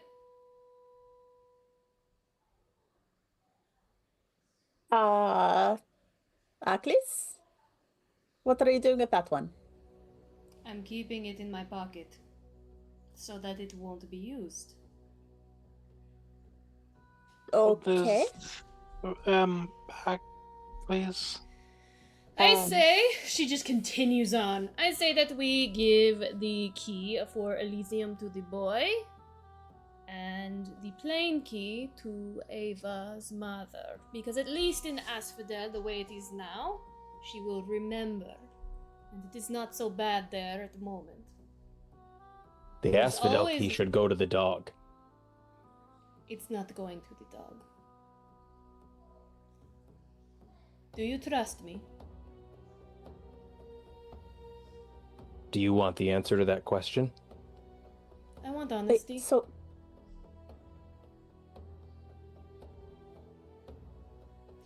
If I tell you that the dog is not going to Tartarus, I will make sure the dog does not go to Tartarus. Every single person here has shown remorse before death. They have tried to do the right thing before death. Making mistakes in your past does not mean that you deserve damnation. And I will not play according to their rules, but I will play according to the rule of the gods. I need you to trust me. okay, I understand your point. But if we don't give the dog a key, are we not just staying here until forever? Yeah, I think Demarian's eyes are starting to light up a little bit and says, I understand what it means to be upset with the system that brought you here, but right now, we don't have a choice but to play by their rules, and I will not let you keep me trapped here when I shouldn't be here in the first place. Achlys kind of like purses her lips and looks down and walks past him to the dog. Demarian will be right behind and will look to physically intervene if you try to pass the Tartarus key through the barrier. In fact, I think he snatches the Asphodel key. I will give it to you're him to muted, hold. Headmaster. I will give it to him to hold. He doesn't You'll need give to him the snatch it. Tartarus key? I'll give him the Tartarus key to hold on to. As an act of good faith, when you follow, she will take the key out and she goes, I trust you not to use this key. I wish you could have trusted me not to use it either. And I will hand it over to him and I will continue to walk. He will take it and he'll continue to follow, but he will hang on to it. I'm guessing Ephiros and Arete are kind of following as well, just like, what Yes. is happening? Ephiros looks deeply uncomfortable, and again is kind of fragmenting as they walk, of multiple different pathways of what they could possibly do. There's a thick tension in the air for sure. Okay, Achlys, you go to that, the right-hand cell where the dog is being kept. 257. I would like to try something crazy. Okay, what would you like to try and do? It just does. Achlys. I feel like Achlys understands that she has to play by their rules to some degree. And so I like to think that she got some Promethean insight when she helped Prometheus. And so what I would like to attempt to do is I would like to take my harpy fingernails, very sharp harpy fingernails, and I would like to kind of like cut into my hands to like draw blood. Okay.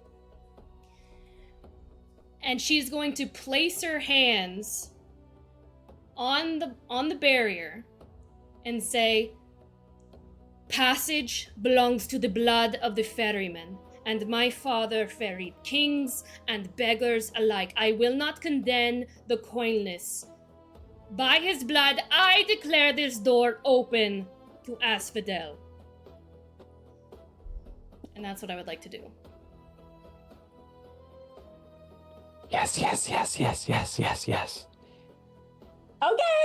it's gonna be hard. Cool shit. It's gonna be really hard, but that is really fucking cool. Okay, did you just think that up? Oh my god. When I was over here, I'm like, frantically, there's gotta be a way to think this through. I've got to find some kind of idea that works. Oh my That's gosh. why I was zoning out earlier, because I was like, I was zoning Coming up into with hot shit. I was trying to come up with an idea.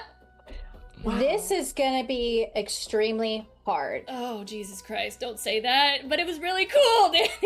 It is very cool. Go ahead and give me a TN Oh, shit. of 17. God damn it. Charm. Okay. Charm. Because this is almost like a... Well, first of all, you're talking through your heritage, and this isn't almost like a transfiguration. Oh my god, what did you do? Nat 20 I explosion. rolled a 19 and then I rolled a 1. Okay. All right. You I put rolled your like shit hands- the whole time. You put your hands on this magic barrier, and this is the first time you start to feel like the underworld itself is responding to you, as if you are part of this place. For a long time, for your whole life, Achlys, you felt out of place in the underworld. But there is a part of you that belongs here, and a part of you that is just embedded in this place, and it responds to you. And the barrier, you're trying to make it lead to Asphodel? I want the door to lead to Asphodel. So you put your hand on the barrier, you see the magic start to shiver and crawl across the rug. I essentially want to be a key for this dog, if that makes sense. Right. And you see it travel across the rug and light up the door, and you hear the click unlock of the door. I like to think that her blood forms into a key. Had the same mental thought. I love Yeah, it so yeah. much. I love that. And like the door, and it goes into the door and just chink. Okay. You open that door opens, and the dog takes one last look at all of you and exit out. Good boy. I imagine that was so draining on her. She just kind of tries to steady herself a little bit, and like her hands are smoking and like they look like they have like 3rd-degree burns or something. I feel like Aphiros is having a heart attack right now in the back. Aphiros, for the first time, is happy with Achlys disobeying a rule, because that is accepting your divine purpose, and that is Aphiros' entire premise. And she kind of steadies herself, and then I will look dead in the eye at Demarion. before walking back up. Demarian, do you do anything? You're about to Yes, say what do something. you do, No, Demarian? so if you were gonna if you were gonna fall or stumble, Demarian being the closest to you was probably gonna catch you. I think that if you stare him right in the face, he's not like Demarian isn't one to flinch. Demarian isn't one to like wither before a stare, but I think he does very much more respectfully than he probably has up to this point. Probably just gives a nod. And then if you walk past, he'll... She doesn't walk past. I think what she would probably do, honestly, she would stare you down, not daggers, but like stare through you, like trying to see through your soul. And she would probably walk up to you and like put a bloody hand on your shoulder. This is normal for her. And she would say, "It is not easy to trust. And I understand. You've been down here, you've been deceived. There are a lot of people, there are a lot of gods that do terrible things. I am not one of those people. I hope that you can trust me next time." I think he probably just not like shakes his head, just gives like another couple of nods. And I give him a pat on the shoulder. And he probably holds the Tartarus key back up to let you take it back. And I will take it back, give him like a nod, and stick it in my pocket in case I need to. I don't know. I like items. I might need to gouge someone's eyes out with it later. Exactly. Grit is healing magic, right? Yes. Yeah, or if yes, grit is normally healing. I will also usually accept charm because you're usually stitching skin back together, but grit is definitely usually It's my D4 versus my D20. I'll go ahead and roll my D20 to see. I think probably as I give the key back, our hands probably meet, and he well, I guess this is interesting. Does he still have his whistle? Or is everything can he even do magic? Ooh, good question. Because everybody else can, I mean, Aphiros and Achlys don't appear to need... Well, we know that. They don't need wands to do magic, but Arete and I probably do. I will say for this instance, unfortunately, you probably don't have your whistle right now. Okay.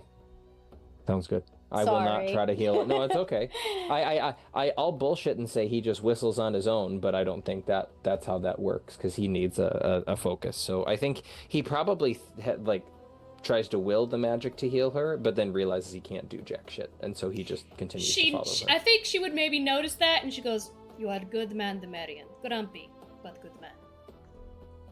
He just grunts, and then follows smirks. Achlys. She smirks.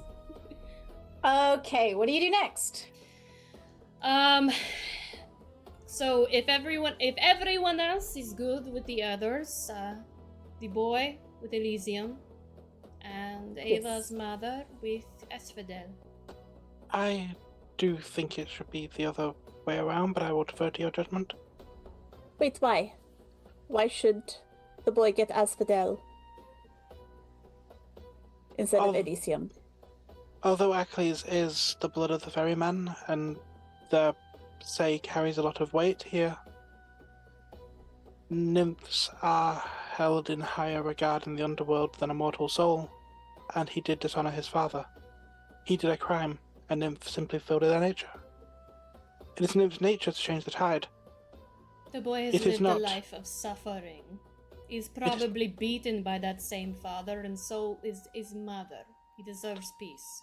He does, but that is not what the law is. Achlys smirks and just gives you a knowing look, like a look that says, "I don't care what the law thinks. That is literally why I'm here."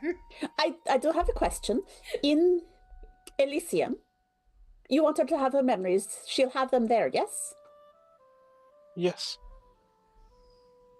She will have her memories enough, Svodel, too. We have made sure of that. And until life returns to their strength. And Asphodel is not a bad place, no? I'm not discussing whether or not I think either of them deserve either fate, but I am discussing what the kings will view of the fates we make. This is about us getting out afterwards as well. Right. And sending the dog to Asphodel makes sense. It does. Because I agree. he did his duty. He is. We are not mortals and have certain states to be able to change the fate of things here. But I don't see. He is mortal. The boy would be happy either place. And is he not more likely to reconnect with his mother in Asphodel than in Elysium?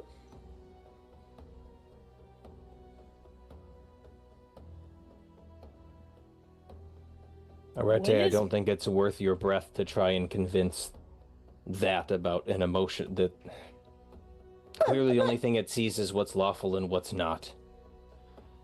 But that boy is worth 10 of her. The gesturing to Amatheus. Well, and Asphodel is for heroes.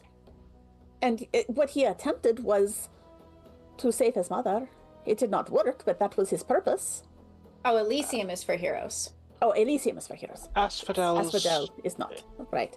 Well, Asphodel's purpose is to prepare a soul for a new life. He deserves another chance. he does. He was only a boy. That boy proved himself to be a hero in what he tried to do to save his mother. That boy deserves Elysium. But he could have a life amongst mortals again. He did not have very much life. 15 years? That's nothing. I mean, even for a human, that's nothing. And what mortal life compares to getting to spend the rest of his time in Elysium? A life for me to see his mother again. Go ahead and give me a brains check, everybody. TM. I don't think his mother's alive anymore. She got No, arrested. but his mother will be an Asphodel, if anything. TN 7. Maybe that is definitely a point. 8. 8. 2. 2. Okay. 14. Brains, yeah. For those of you who did make it, you know that it has been said, you've heard rumors, you've not been to Elysium, but you've heard rumors that if you are a hero in your mortal life and you reach Elysium, you are able to choose. It doesn't often happen, but you are able to choose to be reborn again in the mortal world. If you are reborn again in the mortal world 3 times and earn Elysium 3 times, then you actually get to go to the Isles of the Blessed. But that is a little fact that not everyone really knows about Elysium, because it's kind of an exclusive VIP place. I feel like Demarion probably just speaks up here and says, listen, even if we can't all decide, we can just put this up to a vote. I Who agree. votes the boy goes to Elysium. I actually think that is great. That is a great idea. To put a vote, but why don't we just ask him where he wants to go? If he wishes to be with his mother, he can go be with his mother. You know, that kind of makes sense, because honestly, Arete, both of them could go either place and we would be satisfied, yes? and we can guarantee that he is there through your expertise because of the threads, right? So you would know if his mother is there, right? Is that Okay. something that she can divine I can show through you her what she looks connection like if to that her helps. fates? I can give you a face to look at. Sure. All right. Let's try it. Okay. Arete, what would you roll? Let's see, to divine. Maybe like a brains? Okay. Go ahead. Oh, go ahead. Brains or grit are both divination magic from what we have. I like brains. Yeah, brains or grit. Go ahead and pluck a hair from your head. Okay. She will grab and with magic as well. Yes, this is a magical act. Okay. What's my TN? Yes, TN would be, oh gosh, let's see. But this is kind of an impressive thing. So let's go 12. 19. Okay. Arete, you pluck that hair from your head, you hold it taut between your fingers, and you think about the way your mothers did this. Ephiros has the face of the mother in front of you, just so you can focus on that visual. And your brain, tell me how does this work? I will say that you do find out where she is, but I would like to see how you visualize this. think what she does is she holds the thread and she stares at the face that Ephiros is holding in front of her. And then she looks to the boy, Alexei, and she sort of rolls the hair between her fingers and feels one end of it attach itself to him. Ooh. And then she follows the length of it back to his mother. And the length, I think your hair starts to actually feel like it's tugging a little bit or pulling, and it slowly starts to pull towards the door that Achlys had opened prior. Asphodel. Okay. The boy's mother is in Asphodel. Good. Then we will ask the boy where he wishes to go. And Achlys will go up to Alexei. Lexi maybe is just now waking up from the drowsiness that he'd been put in, and he blinks up at all of you. Alexei, there are 2 keys that we have been given the power of judgment on deciding where the souls in these chambers go. I will be honest with you. I know you didn't believe me. I am being 100% transparent. Now, I am not going to decide that for you, and neither are they. We are not tyrants like Hades, and I believe that the decision should be your own because it is your fate. So you can go to Elysium, a beautiful place, or you can go to Asphodel, and my dear good friend Arete here, she is daughter of Fates. She has seen that your mother is also in Asphodel. Where would you like to go? I don't really know a whole lot about either of them, but I am happy to share if you would like to know. is Asphodel a bad place? No. No. We were actually just there. we were just there. It actually used to be terrible, where you would forget your memories, and we made it to where everyone remembers now, and so your mother will know you. She probably just remembered you now and misses you terribly if you wish to go there. Or you can go to Elysium and choose to be reborn and attempt to get back into Elysium again.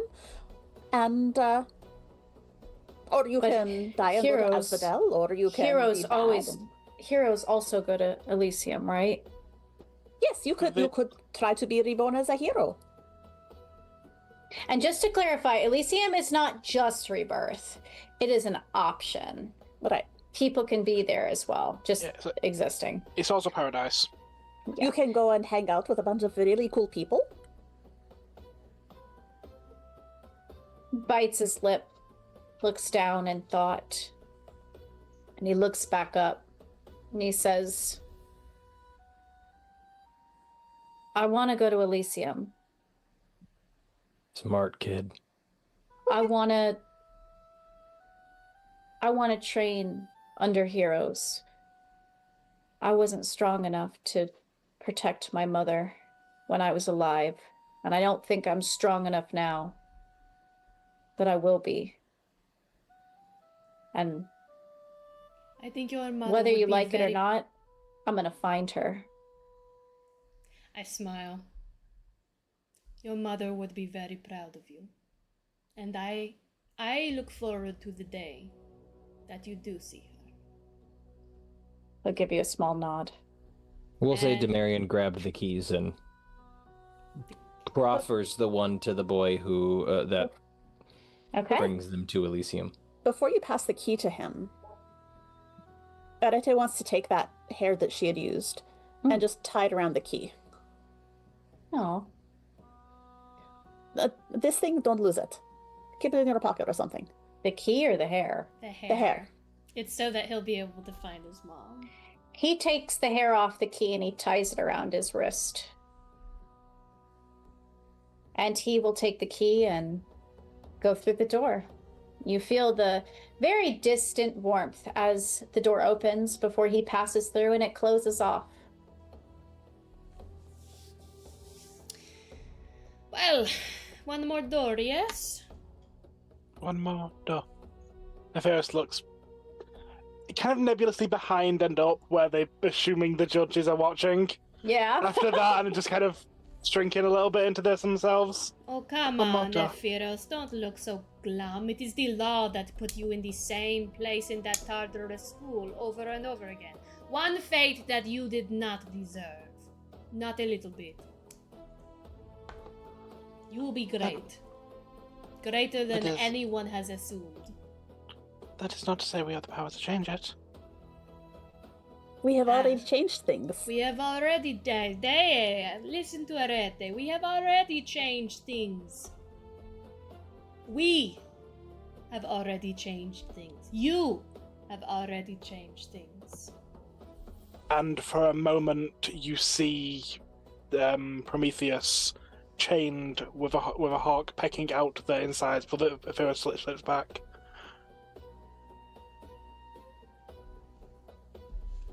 We had not been punished.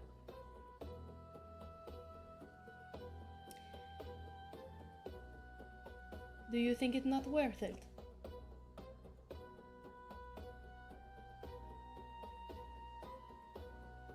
I think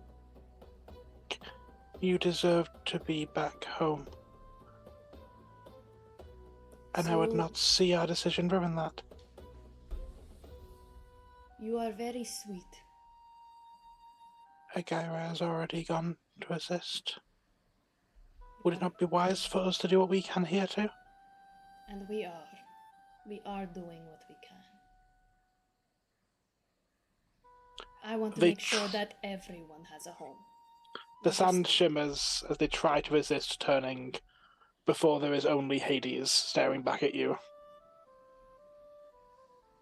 She And raises you- an eyebrow and I was gonna say, you see a little bit of what's a fate that could happen in the future as you stare back in Hades' face before you look past Ephiros to the last cell. When Ephira switches back to the sand. we go to the last cell, back to Ava's mother. And Amathea gets up and walks to the magic barrier and she says, Does Crumpet go back into my brain? I'm assuming she recorded her. Yes, yes. Okay. I take it you are here to judge us. That's what I am seeing. Yes. Yeah, this is a little bit fucked up, right? I swear. You think? You know, I would say that I was more shocked than surprised, honestly. Oh, what a god, isn't he? Right? This is a merciless world and the gods do rule it. For now. I am ready to move on now. I look at Demarion. He approaches the barrier. He's probably scowling pretty hard at Ava's mom, and steps up and says, "You got lucky today," and shoves the asphodel key through, and then just turns around and starts walking back towards the center pedestals. She frowns towards Demarion, but takes the key. I'm sorry, Lady Naiad. He is quite a grumpy one, isn't he? He's got a bit of an attitude, but I think he's got a soft center. We're looking for it. Grumpy but good man. Good luck. And she looks to you, Achlys. Please tell my daughter that I love her. I will. Thank you. And she turns and goes through the door. And now that all the doors are shut, you will hear the slow creak of the door at the top go back open. That's us. The door that the little boy passed through. We're going to Elysium. That's not true. Demarion starts walking towards the door. She chuckles a little bit, like, yeah, what assholes. You all go through the door. For a moment, whatever each person out of the group perceives as the worst possible fate the gods could inflict on them here, they see for a second in Atheros. Oof. As you can see them trying not to shift. They're trying desperately to maintain that more humanoid, but the second they look. And that's the last thing you see before you pass through this door. It's an ominous sight, I would say, of all the punishments, of all the judgments, of all the things that could happen to you. As you go through this door, it closes behind you, and a waft of warmth hits your faces. And the sound of cheering and laughter fills the air as you enter a crowded space. Spirits above you, rowdy, cheering as they see you enter. I'm gonna drag you all through this to this door. The Hydra. You walk in and you see an arena. You see above you the spirits, very excited to see what's about to occur.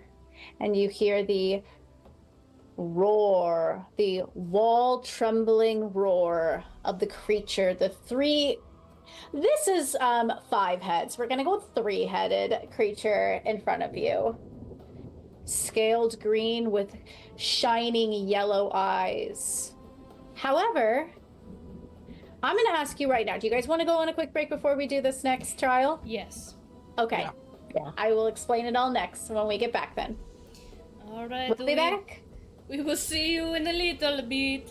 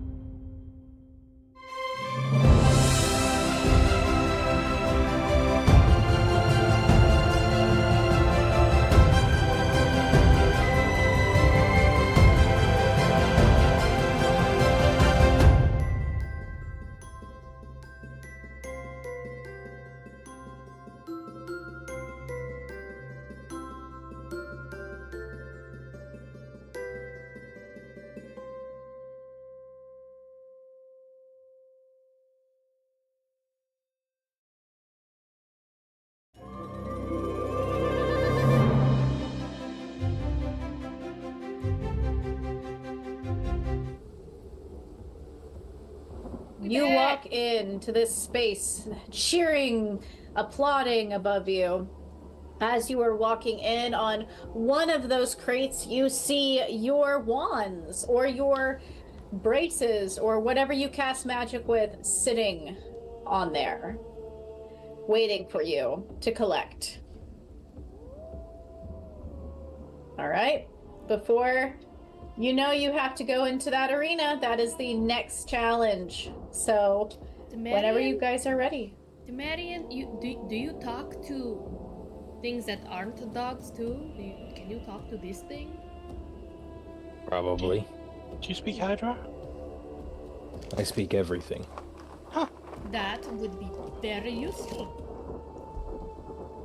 I speak every language, but that's more of a... I can make it cry. Oh no, I Don't start believe with the you. crying. We should maybe start with just normal talking. That also sounds useful. Demarion, go ahead and give me, as you're all walking towards the arena, give me a charm check of Good. TN 6. All right. D4, don't fail me now, or do. That's only a 2. Okay. As you look up at these heads, you just see the glowing yellow eyes, but you can't really see much emotion in them or anything. It's just they are ready to rip you apart, and you know this. As has been the case with every threat that Demarion has come across thus far, he doesn't flinch. He just grabs his whistle, puts it around his neck, and I guess probably looks at Achlys like, any fancy plans for this one? No, this is not my area of expertise. I mean, I guess we just, do we slay? We go? I mean, I don't cut off its head. Well, this is only the second biggest three-headed thing that I have to fight on a regular basis, so Much less cute. on that we agree. Okay, can I roll a intelligence check to have the knowledge Tessa has about Hydras? Because obviously I have the knowledge, but the Virus might not. The Virus is smart, but like, you know, I have the added benefit of being able to read mythology books. Yeah, I guess, but maybe, can we... I would be curious to roll a brains check to know, like, you know, I think I've watched Hercules. I understand that you can't just remove one of these things' heads, but, like, I guess I'm curious to know maybe what baseline information my character is walking in with. Okay, brains, 10 to 12. I got 14. And I would like to see if I can survey the field for anything, like, is it just like point blank, we have to kill this thing, or is there anything else in the field? Yeah, you see a couple skulls, you see a sword scattered, you see blood on the floor. It is an arena where fighting and violence happens. And that's all you really see right now, other than the spirits above you watching. Okay, Arete, what did you get? 10. Okay, Epheros, you got a 14. Yep. And the range was 10 to 12. So, Arete, you do know... Okay, 4. You do know the common knowledge that this is a Hydra, and Hydras often, when you cut one neck off, a few sprout in its place, right? Right. Epheros, you also know this. You also know that Hydras were monsters back in ancient Greece. Sometimes the underworld has Hydras, or sorry, not Hydras, monsters that are a little different. I'll give you that little fact. Do I know the lore and myth about how you actually slay a Hydra of cutting its head off and then cauterizing the wound? No. Okay. Because I know that myth. I'm checking. That's what I wanted to check in. All right, maybe we knock out each head one by one, because your body can't function without brain, and so if all the brains aren't functioning, Works for me. So we each take off a head? No, we You don't don't take take off the head. We knock out the head. You know, like. Oh. Maybe that's something you can do, Vero. You're really good could at. Epheros just put the whole thing to sleep? Theoretically, I'm not opposed to attempting. Or at least one. Let's focus on one head at a time, because something tells me God above would not let that happen. Go ahead and roll me an initiative. Flight check, everybody. Hey, Alright. my character's not terrible at flight. This is a first. Mine's Hold not one. great. Oh no. Okay, that's- Retti's I going didn't- last. Didn't roll well. Oh So my flight. god, me too! Onesies! Onesies! So what are your flights? Mine's a d6. Mine's a D10. Alright, Okay. I'm going Okay, last! Retty, okay, Achlys, and you got a 6. Okay, Gonna hold 2. okay. I did So we not got- expect to be going first with a 6, but here we are. Don't let us down! Yeah, Okay. you got it. You got it, boss. Okay, we got Demarion first. So when you all step into that arena, the gates go up. You are now unable to leave this arena. You are trapped in here with this Hydra. Ah! Oh my god, why can't I move you, Arete? You might just need to move your character. There you go. Alright. Demarion, what would you like to do? Yeah, I think Demarion's gonna try to do something that is in line with his whistle. I think he is going to blow his whistle, and it's going to sound exponentially louder than it has to any one of you before when you've heard him blow it. And he's going to try and cast a spell that essentially he wants this whistle blowing to be so sharp and piercing to the Hydra in all of its hearing orifices that it's going to react. I don't know if this is like a psychic damage thing versus just as like I'm trying to tee up, like, hey, I'm trying to either distract or like give it disadvantage to hit us because it's just like disoriented from this giant noise type of thing that's going on. Sure. So he's running towards it and blowing his whistle. You're trying to basically fumble its hearing, basically. Sure, yeah, disorient it. Distract it, disorient exactly. it. Yeah, Yeah. grit. Go ahead and give me a grit check. Roll of 11. Ooh, that's not what I wanted. That's not what I wanted either. Here we go. Okay, it's a big number. It's a very big number. 40? Oh my god. I'm sorry.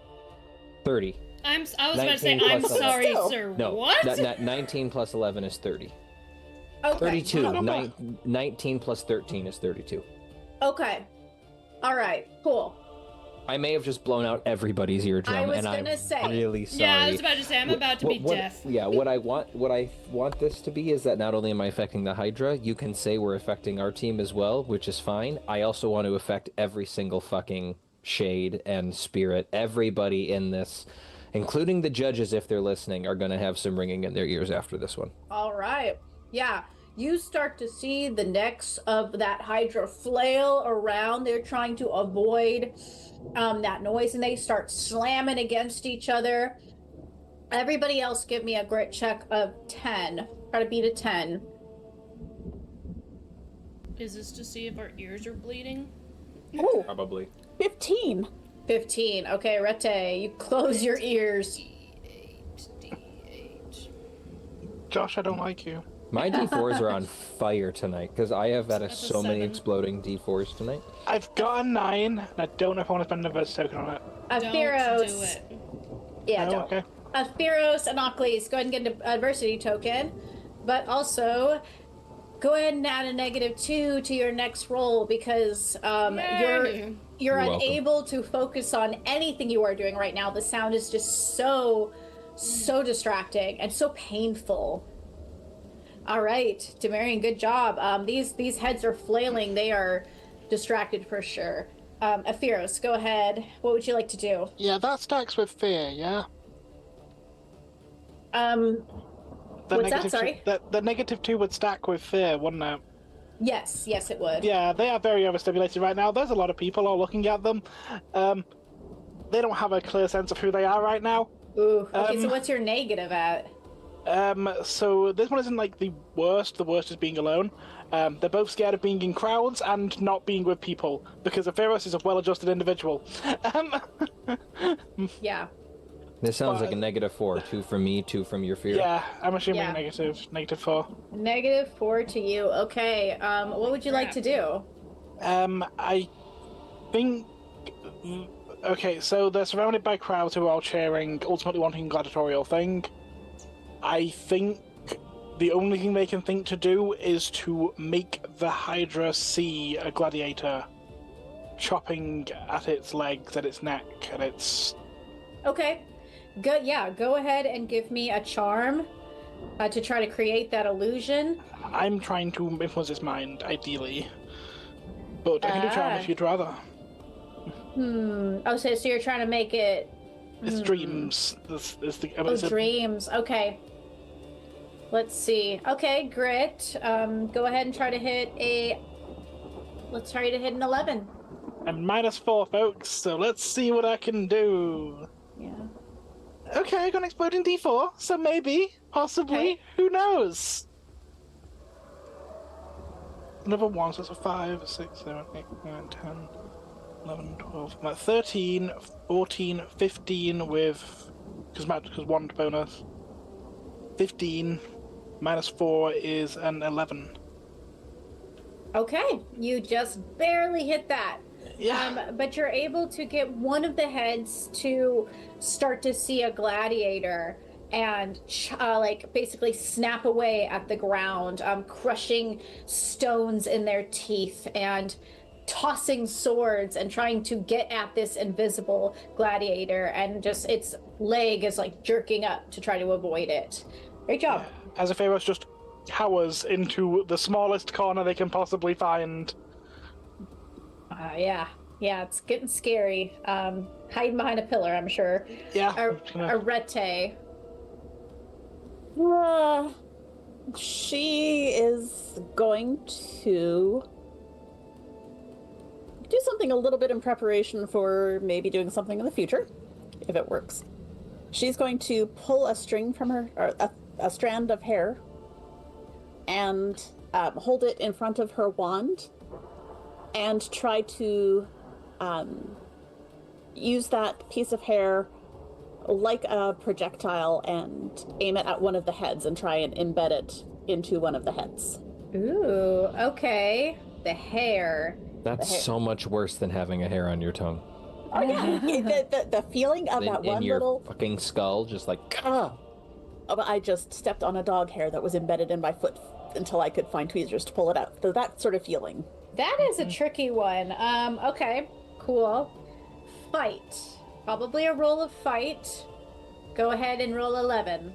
Okay, and with magic because she's Yes, using with her magic okay. for sure, yes. That would be a 4. So you are taking your hair, take that adversity token. You are taking that hair, you're trying to aim. You are like honed in and you are ready to shoot this hair in one of those Hydra's eyes. Unfortunately, one of the heads sees you do this. It's the one, or probably what's happening is that one that's snapping around its leg is so close to you and sees you and gets you instead. And takes and grabs you up in its jaws. Let me just do a roll real quick to see which one it is. Okay. So, you get bit between these teeth, and the teeth start to break your skin, and you feel something seeping into your blood, some kind of venom or something, but it's starting to affect how you feel. It's starting to make you feel angry.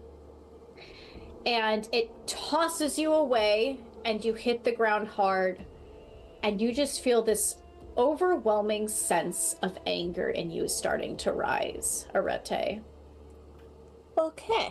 And not only anger towards this Hydra, towards everything. Okay. That's fine. Everything's fine. I don't think Achlys would know. I mean, Achlys would just be like, okay, she's all right. I don't think she would think that there was some sort of venom. Yeah. All right. Achlys, your turn. Achlys is going to book it. She's gonna book it around the room, kind of like circling around the creature to find. And as she's doing so, she wants to find like a really, really, really big rock, like enough that she hopes will like knock it out, but not enough to like to kill the thing, to kill one of the heads.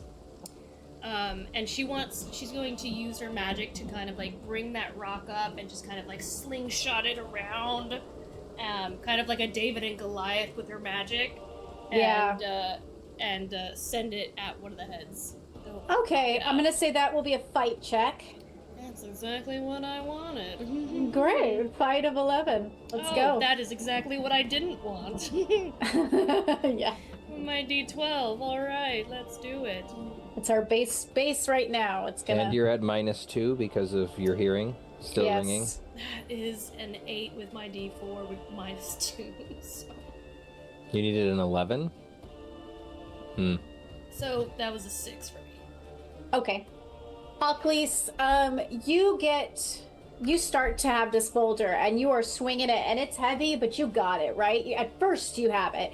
You're about to fling this thing, but then you lose your footing and you stumble forward, and as you do so, one of the heads that was flailing suddenly regains focus and sees you and snaps down and grabs you in its jaws. But this one keeps you in its jaws.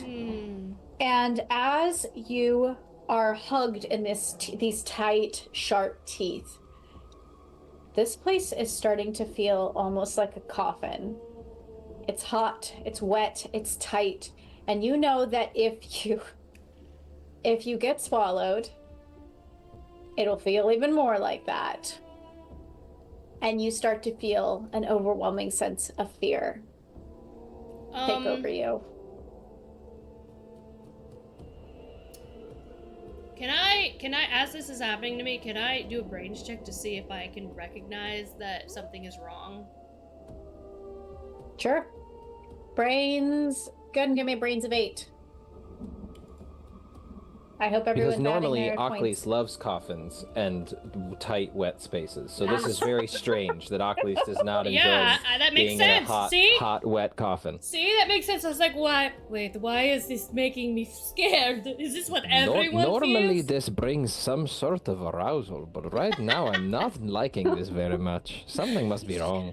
That is God. exactly 8. 8. Achlys, you get the feeling as you are sitting here, you kind of notice, I guess you have a little time, like you're sitting here, the teeth are pricking and the venom is seeping into your blood.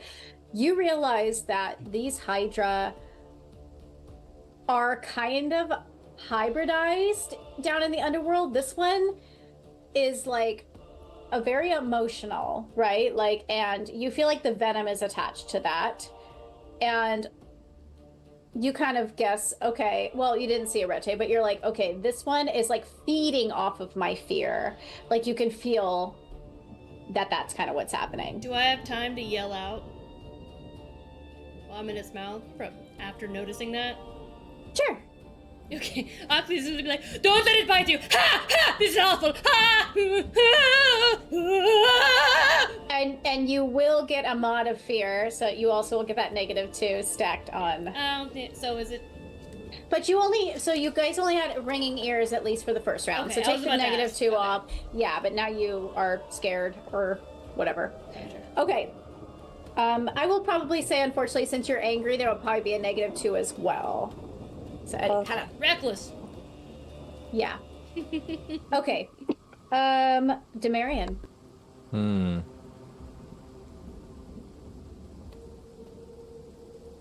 Well, I had this idea before you just explained, so I'm hoping that actually means that there's a chance this will work a little bit better.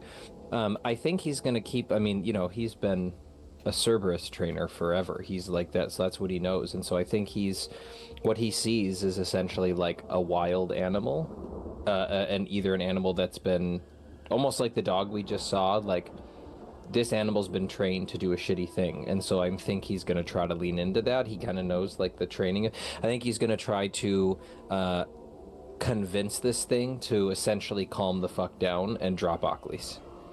Like, I want this thing focused on me. I want this thing to see me as a figure of authority. I want this thing to listen to me and to tell it to drop Achlys. And I'm hoping to, just like get this thing's attention, calm down. I am a trainer. I am a figure of authority to you, as someone might a wild animal. Okay. The question is, I'm trying to figure out what kind of spell this is. Charm. Yeah, it feels like charm, unfortunately. I don't want it to be charm. You do know a lot about animals, so you know you're trying to keep contact with the animal that you have, like, that you're directing it towards. So the one who has Achlys. It will still be, it's a pretty big demand, so go ahead and give me an 11. All right, my D4s have been rolling pretty hot tonight, so we'll see what happens here. Okay. That is double 4s, so we'll roll that again. That's an 8. 9, 10, 11. That's 3 more. Okay. Oh my god. Yeah, so I didn't think that was gonna work. Your body posture is stiff, and you just have this authority about you that the Hydra suddenly notices. And thankfully for you, you actually notice this too. The one you targeted that has Achlys, it has fearful eyes, and you scare it. So when you say drop in a very loud, firm voice, it drops Achlys, and Achlys is falling. I can't cast a second spell to try to catch her, so I think that's my turn, unfortunately. But There I mean, you you know go. what? I have established that he is not scared of this thing and that he ran at this thing first. I'm gonna, I'll try to catch her. I think I'm close enough to this Hydra that I will just, I looked up at this thing, You can roll a flight for me. I am Go not ahead and far roll me away. a flight. Go ahead and roll me a flight, TN 8.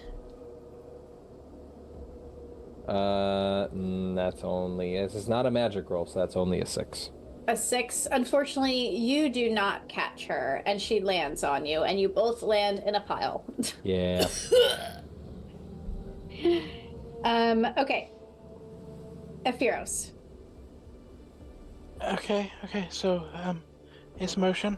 Okay, I can do emotions, I'm good at emotions. As, there's 4 of them talking to each other, kind of all staring. They're all saying the exact same thing, but...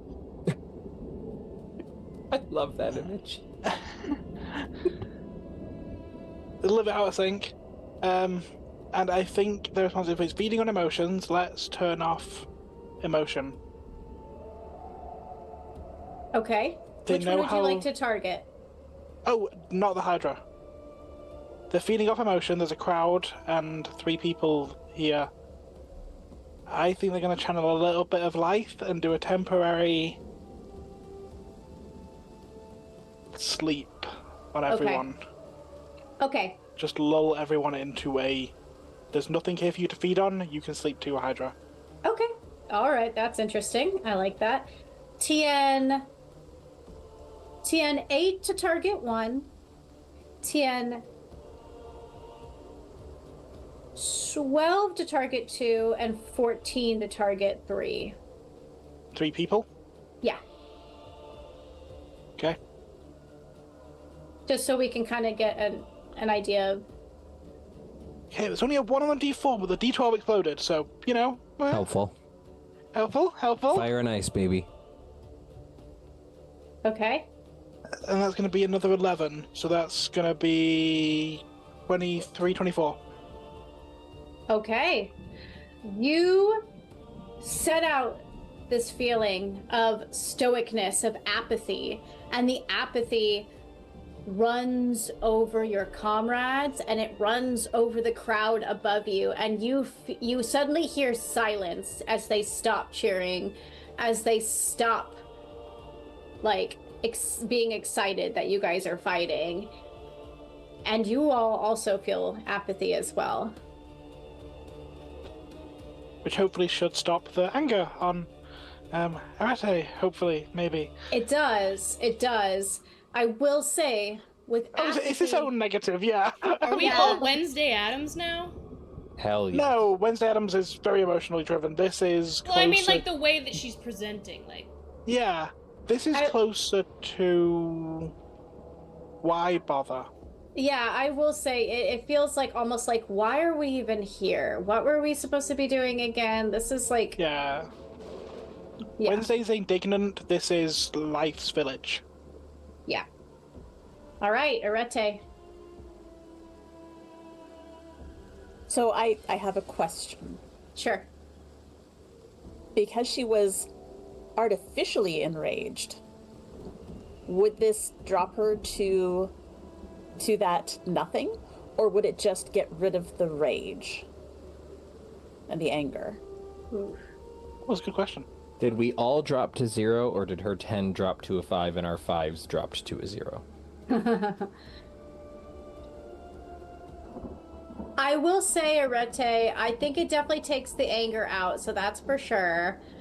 But yeah, maybe you are the only level-headed one right now because you're the only one who had a condition on you. Okay. Wasn't Achlys Yeah, incredibly Achlys was fearful? Oh yeah, Achlys also, yeah. So Achlys, you would also be dropped to just... Achlys is confused as to why Demarion is not cursing up a storm that you're on top of him right now. This is very concerning. Arete, what do you do? Oh, this is a... Okay, yeah. Yes. Like stupid things. We Let's like do dumb it, ideas. do it. None All of right. us have done damage yet, so do So damage. even though she was angry, she noticed what was going on. And probably heard Achlys yell about the emotions and, right. She is not good at a lot of things other than figuring stuff out, which is a problem. But I think I want to use charm to... No, grit is what I want, to protect someone. Okay. Who do you want to And, protect? Achlys seems to be the one who is going to be most affected by the outcome, because Ephiros just seems to do the same thing over and over anyway, so they'll be fine. And Demarion, they're not... He's gonna eventually get another dog, it's fine. And I've got Hermes to go to, so I'm fine. What is happening? Yeah, what is happening right now? Everything's fine. So I want to cast some protection on Achlys to protect her from emotions going forward. Because I know that I got afraid after the thing bit me, and she got scared after the thing bit her, so I want to give her a layer of protection against emotional interference. Okay, yeah, grit, a protective barrier in her mind. Yeah. Go ahead and give me a grit of... What's your dice for grit? 8. Okay.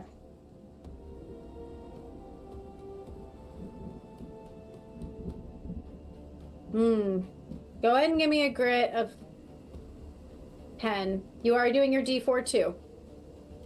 Okay, so that is 7, but I need to re-roll the magic. And it exploded, so that is 8. And it exploded again, so that's 12. 14. Okay, all right. Wow, I was like not sure if you were gonna hit that one. Okay, good. Achlys, you suddenly feel like some kind... It feels weird. There's almost like more resolve in your brain, and it feels almost like walls are being passed up in your head. And you look over and you notice Arete staring at you across the field intensely. I've never thought clearer than I do right now. Perfect. That was good. Achlys. Okay. I would like to attempt to, I would like to attempt to, has one head been more aggressive than the others, essentially? Or like, do I get the sense that each head has a different, You know that the one that you bit made you feel mad or scared.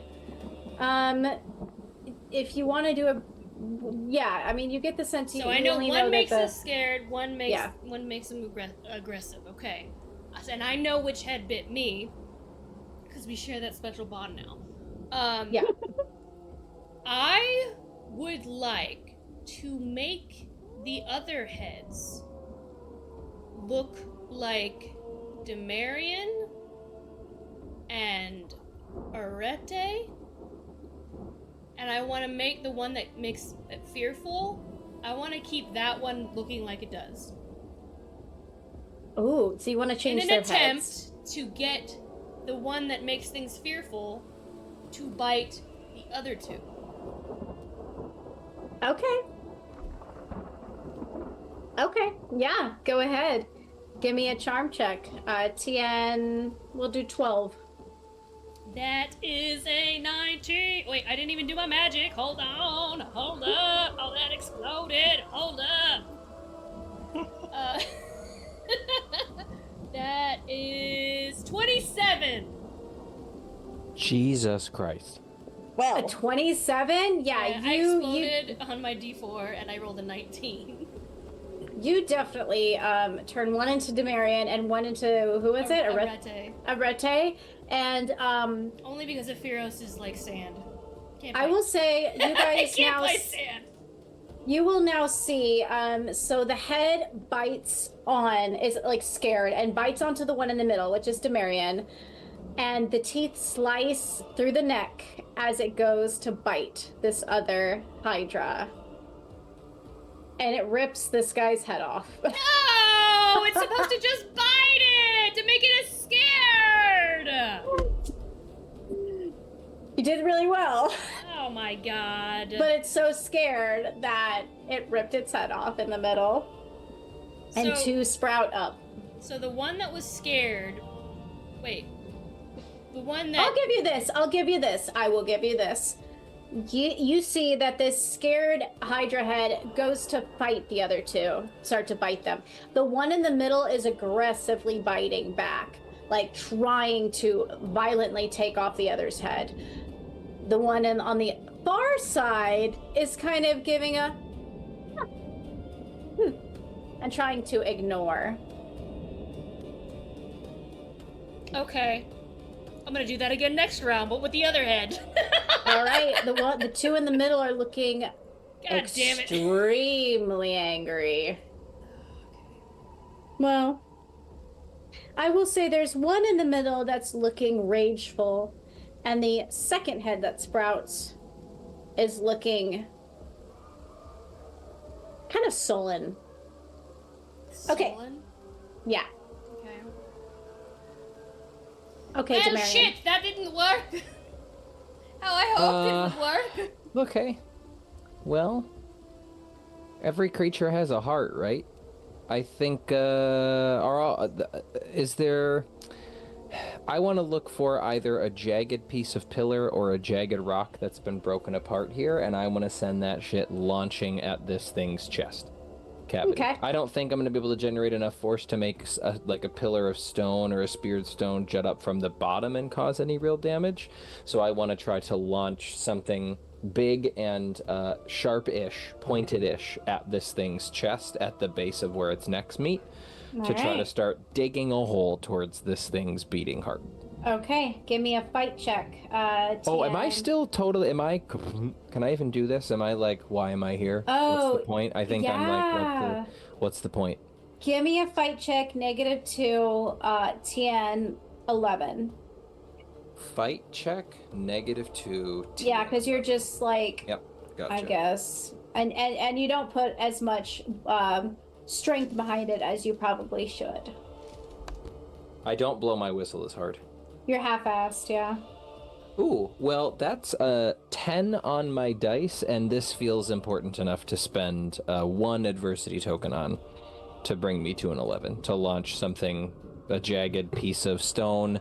I blow my whistle, and I think, given everything I've done, maybe gets this thing's attention, and it probably is confused that nothing happens, except I wasn't talking to the Hydra. I was calling the rock, and the rock came like a good little boy, and straight over the top of my head, because I did. And is launched up into the chest of this monster, and does a good deal. Like it pierces through, and the heads scream out in rage and fear, and even the one on the left that looks prideful looks surprised as the stone embeds itself, the sharp end embeds itself in its chest. Great job.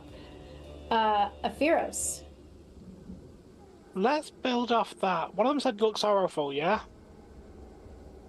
One looks sullen in the middle. Sullen. And one That's looks... the Demarian's face looks pretty sullen on this thing. Yeah. yeah. Oh no, I'm It's sorry. just- My head got ripped off. My head's It's- not there anymore. I think the Hydra wants to lie down on this sharp object and just... I just killed. Stop. Oh Yeah. my god. Okay. What are you gonna do? Man, we have some screwed up ideas. Yeah, let's mental domination mind magic. All right, go ahead and give me a grit check. This is a pretty big roll, so let's I'm go. also no longer afraid because there's no people cheering. Yeah, go ahead and give me a 15. Yeah. That's gonna be a 9 plus 3 is gonna be 12. Yeah. Yeah. Yeah. I can give you an Hydra- adversity token for +2 to get you to 14. I'll spend 1 as well. Yeah. Okay. You will him. You overwhelm this beast with a sense of just depression. It's just why? Yes. Just lie down. And you notice the one in the middle, the one that looks sullen, is the one that launches the body forward further onto the stone. And you see that maybe this thing is self-loathing. It's really calling to this particular head, and the head is jerking the others forward deeper onto that pillar. And it is piercing through the body even more. How close does this come to crushing Demarian? Because I am right at this thing's feet. Yeah, I mean, it's if it falls, right you're there. in trouble, I'm my dude. Yeah. Just being sure that we're all on the same page. Yeah. Arete. She is going to try what she did the first time and grab another piece of hair and try to direct it in, but now there's this big gaping hole to Yeah. aim for. Plugged by a giant rock. Yes, definitely. But it's a place to aim for. It is, and it's a large target if that's where you're going. Yeah. So go ahead and give me a fight check of 8. I like the idea of putting the hair through the entire rock. There's just a Yeah. split in the rock that you're aiming for. Ah, that's 9. A 9. Okay, so what do you do? So she is sending that piece of hair into the chest. She wants to get it into the heart. Ooh, okay. It's going to do a little bit of, like, ouchy, sharp, painful damage, Yeah. but she has it there for next time. Okay. This hair that is connected to her her connection to the fates. Okay. I will say, depending on what Achlys does next round, or sorry, next right now, I might have you close this out. Okay. But Achlys, let's see. What are you planning on doing? Oh, you're muted. I just noticed that. Okay. I think what Achlys is gonna do is going to attempt to use her magic to grab another pillar, and like it kind of forms like a hammer. And I think she's gonna attempt to John Henry this. Oh my god. I'm sorry. She's gonna attempt to John Henry this creature on top of the spike. Give it a little. Okay. Give it a little push. Tush This push. sounds like a brawn. What? No, it's fine. I got my hammer. I got my magic hammer. I'll give you it with fight if you're like swinging really hard at it. Yeah, I'm just using the pillar to, with my magic. Oh, are you lifting it? Okay, yeah, Yeah, with magic. yeah. Okay, So it's basically like I've got like this thread of magic coming out of, and it's a hammer. I see it. It's okay. All right, go ahead and give me a fight of try to hit 11. John Henry was a mighty man. It wasn't mighty enough. Oh no, what'd you get? What'd you get? I got a 7. That's okay. Go ahead and add that point. You go to try to push this creature down further on the pillar, but I hit its tail or something. I yeah, don't know. its tail probably comes up and splits it in half. Yeah. Things are not working out for me this round. I will say, as you do that, one of the heads does twist around and grab you in its jaws. God damn it. Oh, okay, this again. And it is the rageful one. Yes. Okay, Demarion. Am I still under the Y spell? Or did that wear off after one round? Or am I still just like... Oh, Josh died, so yeah, I think no. it's very Blanked effective. Okay. You froze. I would say, let's say it's worn off this time. Okay, I'm starting to, and I'm starting to feel angry. I think, what would Demarion do? Picked up Achlys again. I'm tempted to lean into the same thing Aphiros did, and this time, instead of just telling it to drop Achlys, I'm gonna blow my whistle again and say, this time instead of drop her, I'm just gonna say down, and try to get it to do the same thing, like essentially just drop its entire body weight onto to fall forward, drop almost like a kneeling, again, just bang, try to smash this thing further into the... It's already bent to my will once, so... You're directing it towards the rageful one, so this will be a higher TN. It's going to be a charm of... I'm trying to get the entire Hydra to... Or, yeah, I guess the rageful one, so it'll drop her, and again, jam this large thing further into its chest. Yes. And thing to pop this thing's heart.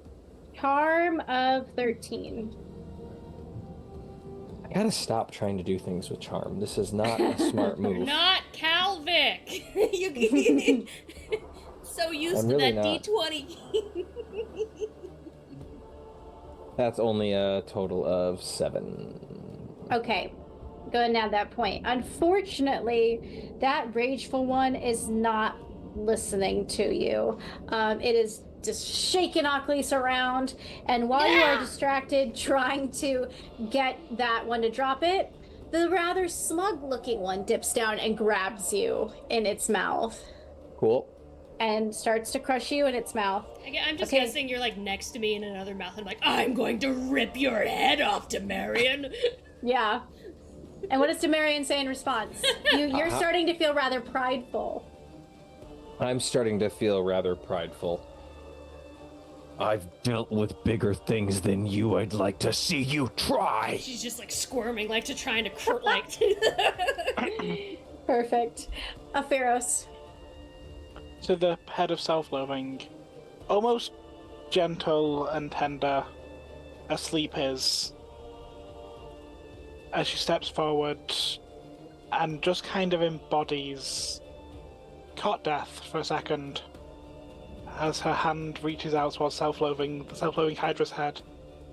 Isn't it easier if you just give up the fight? If you just let your thread be cut, you too can rest now. My magic. All right. Yep. The classic table talk RPG move of talking the bad guy into killing itself. Yeah.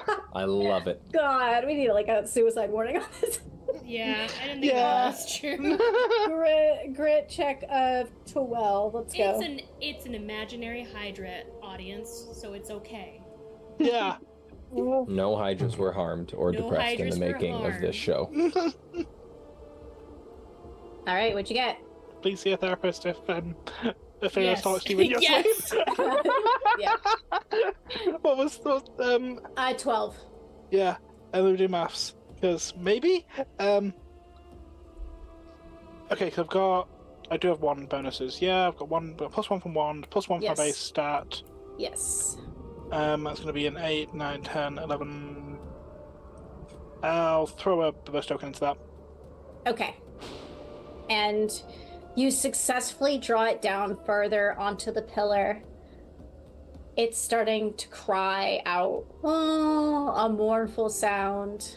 Arete, what does your hair do at the end? She is going to just pour her essence into it. It's still connected. She can reach it. It's extended. It reaches into the heart and has surrounded the heart. And she's going to take the end that she has in her hands and just snap it. Sick. All right. And what happens when you snap the hair? In her ideal world, when she snaps the hair, it simply ceases to live. Just like when her mothers use the shears to cut a thread of life. In her ideal world. In her ideal world. But what actually happens, Arete? I think it will send damage down that thread straight into the core of the Hydra. And you see the heart with the hair in it, your hair, explode. The meat and the blood flying, Hitting us landing all. on everybody. Achlys is grinning. This is the happiest she's been in a while. Because Arete, I would say that I feel like your relationship with death is not quite as simple as your mother's, and it might reflect your temper a little bit. Just a little. And the crowd above starts to cheer again. You hear them. And the Hydra sags down, dead. And the door on the left-hand side opens as the gates lower again. Am I still raging in this? I was gonna say, am I still prideful? No, I would say with the Hydra's death, those effects wear off now. I stand next to Demarion. Words were said, I'm sorry. Fine, yes, I'm sorry too. Oh my god, can we please come on. This is stupid. Let's go. Roll out. Autobots. You all make your way back through the door. Do we get to keep our wands? Yes. It's okay if the answer is no. I just need to know if I have my whistle. Actually, I will say no, probably. You walk through the door and the wands are gone out of your hands. Sorry, Danny. I watched you go. Maybe you weren't okay with a yes or no, but... I just want you to know, Danny, he was being honest. He didn't have to be honest. My bad. You're punishing the honesty. Yes, I am. You walk back into the court. I respect that. You walk back into the court, and Horkos ushers you in. Get in here, criminals! And he kicks you all in. Where the heck are most of you? Okay. I take a piece of meat attached to my face and I just put it next to his ham hock or whatever the fuck he's eating. Like, if he tried to physically kick Demarion after calling him a criminal, he probably wouldn't. He would probably try to stop that from happening. But if Demarion's not the one he tries to kick, Demarion does not. He just keeps going in. But if Demarion's the one being kicked, he is going to respond. He probably kicks Achlys, because Achlys is the most hated in this room. Achlys, Okay. where are you on the map? oh, where? Yeah, that's a great question. Where am I on this map? Hold on, Can let you me move see. up? Let me see if I can find myself. Where am I? Okay, Ha Here I there we am! go. Bet you Thank didn't know. you. Bet you didn't guess where that was. I go through the chest of one of the judges and emerge like a xenomorph. So, the judge on the left-hand side and the judge on the right-hand side have a bit of a long face, even though their faces look like masks. They don't look normal, but they do look like they're a bit disappointed that you all have gotten through this trial. Although, you sense the air in the room is a little off, and you're not sure if it's because of what you did in the first trial. You're not really sure. But they look Insight check. Okay. Go ahead. Go ahead and give me an insight check, brains of... Oh, brains or charm? It does not matter to me. you could do charm. Charm, TN 8. That's only a 6. Okay. Yeah, it's only a 6. I don't know what to tell you. Yeah, you don't know what direction it's coming from, but you sense a kind of unsettling feeling in this courtroom, whether it be anger or just frustration. I can't imagine why they'd be angry with us. And Demarion slowly... He thinks to himself as he slowly looks at Achlys. And they look to Mino, or the middle judge, and they say, Minos, what say you about the fates of these criminals? What kind of trial should you put them in? What kind of things should we do to see if they deserve the worst of punishments? And Minos, the middle, his eyes white and gleaming, almost sadistically, look over to all of you. I've got just the idea. You will embark on a triathlon around the Archaean River, cross through the Valley of Jagged Teeth, outsmart the king of the giants, dodge the lethal sting of the Manticore, and retrieve the legendary sword of Heracles within the fathomless whirlpool from the clutches of the undead Kraken. If you return to our court, you must recite a poem of your journey that makes Homer's timeless epic pale in comparison. The floor below you starts to tremble, and a trapdoor opens. You all fall, and I'm going to transport us. Son of a bitch. Lauren, you muted. Sorry. Achlys definitely is chuckling as it's saying this, like, oh my god, are you kidding me? And then just like just falls through. Okay. Oh my god, where are all of you? We're at the very bottom. Okay. What the absolute? We are going to take a 5-minute break. What the fuck am I looking Oh, at? there's so much happening right now. And we will come back after that 5-minute break. Yep, seems about right. Okay. Okay.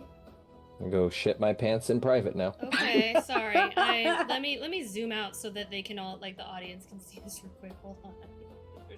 There's a lot going on here. Jesus Christ! There's a lot happening here, and I thought this was a joke, and it's not. We'll be back shortly. All right, be back.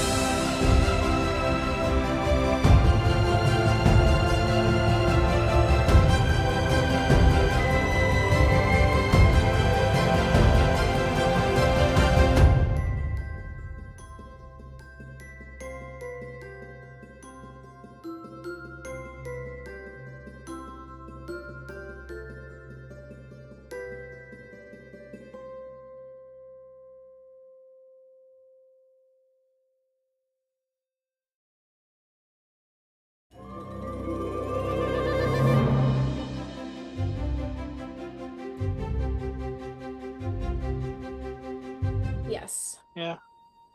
Ah. All right. Danny, what in the fuck? Okay. Let me just I love switch. the spider crawling upside down creature. Its name is literally creepy creature. Oh yeah. Good lord. This is absolute chaos. And you did you do this on purpose?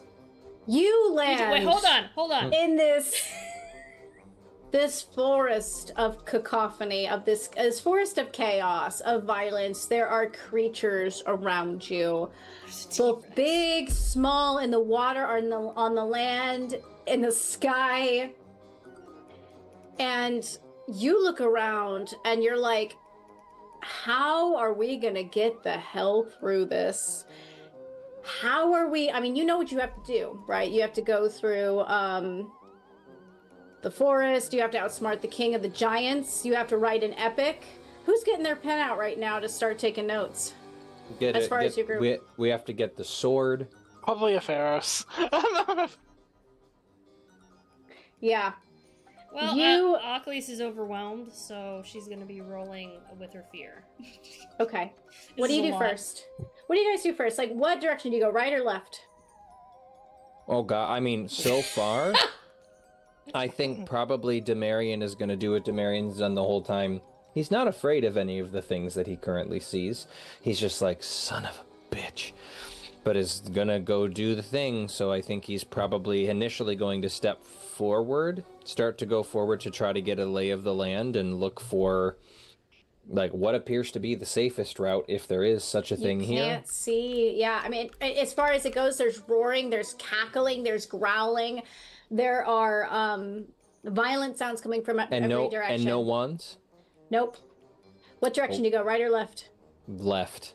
Left is the direction of the sword. That's the first instruction. You start to go left. You are charging forward, and a great monster starts to charge at you from the forest. But suddenly, a voice calls out from above, "Stop!" And you are all dragged back into the courtroom. Hell yeah. Okay. Is it a voice we recognize? It is a deep voice, a powerful voice, and a Has a- terrifying Oh, thank God. voice. Thank God the circus is over.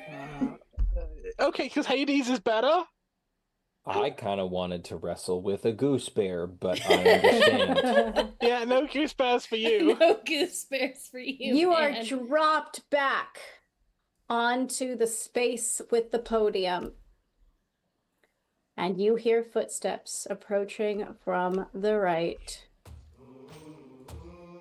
Oh my God. Oh my In God. comes the king of the underworld. He walks at the head of his entourage. You are close to him now, closer than you've ever been before. You notice little details of his appearance you hadn't been able to catch so far away at the camp. And he is a very intimidating figure. He's large, quite large, both in height and width. His shoulders are broad, just like his brothers, and he appears muscled despite how overworked he normally is. Perhaps it's the nature of his heritage. His skin, predictably, is shaded with gray. It hasn't seen the sun in so long that it's forgotten what the sizzle of direct warmth feels like. His thick white braids are tied back from his face, and the three-piece suit he wears is pristine, not a thread out of place. Walking, of course, by his side is the queen of the underworld. And, Achlys, this is a woman you've seen up close. She is tall, she is beautiful, she's got a strut to her step. And when she walks in the room, there's a burst of floral smell. Because, of course, she's got all those flowers in her rose-colored hair. And her sharp eyes dart over to all of you, narrowing thoughtfully before she returns her gaze back forward. Her children are also with her. She's got Zagreus, who's got white hair with pink flowers. She's got Melanoe, who's the youngest, with pink hair, dark pink hair. And she's got Macaria, who's trailing a little bit behind, with her arms crossed, looking a little sour that she's there. Behind them is the sound of clinking coins. A tall woman with sleek black hair walks behind the married pair, golden obels threaded in her strands and through the braids of her ebony dress. I'm not sure any of you would actually recognize who this woman is. Does anyone want to roll me a brains? Yes, please. I'd like to try. Go ahead. TN 10. She doesn't get out much. 8. 18. Okay. 8. 8. Go ahead and we'll add those points to. Yep, add those points. The only person who knows is Apharos. Apharos, you know this woman is Libitina. This is the treasurer of Hades. She counts all the obels and she knows every single coin in the underworld. Apharos is at the sight of them, again, Apharos believes in the Holy Order, is bowing and recites their titles to them upon their entrance. Next It's up, Hades, first son of Kronos, great and mighty king of the underworld, one who will rule all. The full, god title. yes. Stephanie gets the same. So does is the There's more full. people. Yes, there's yet more. It's a trail. An entourage, if you will. There is a woman with a flowing, dark, purplish black hair. The shimmer of stars in her hair as she follows. This is an ethereal woman. You can tell she's both here and not here. Her eyes don't have pupils. They're completely white. And should I have you guys roll again just to give you more points? Yeah, go ahead and roll. Do I roll? Brains. Yeah. Brains 10. That's the one that has D12. 17. That's a 2. All right. 15. 15. Some of you know and can feel when this woman enters the room. This is Nyx. Nyx is the foundation of the underworld itself. She is a very powerful figure in this place. And behind her, I'm gonna have you guys roll one more time. This is scary. How okay. Oh, snap! Okay. 11. 10.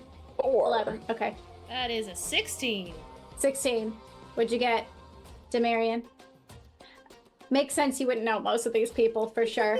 Some of you know this last man trailing behind. He looks tired. And he's got a black hood hanging over his silver hair and shading his eyes. You can't see his eyes, but when they land on you, you feel a sense of peace.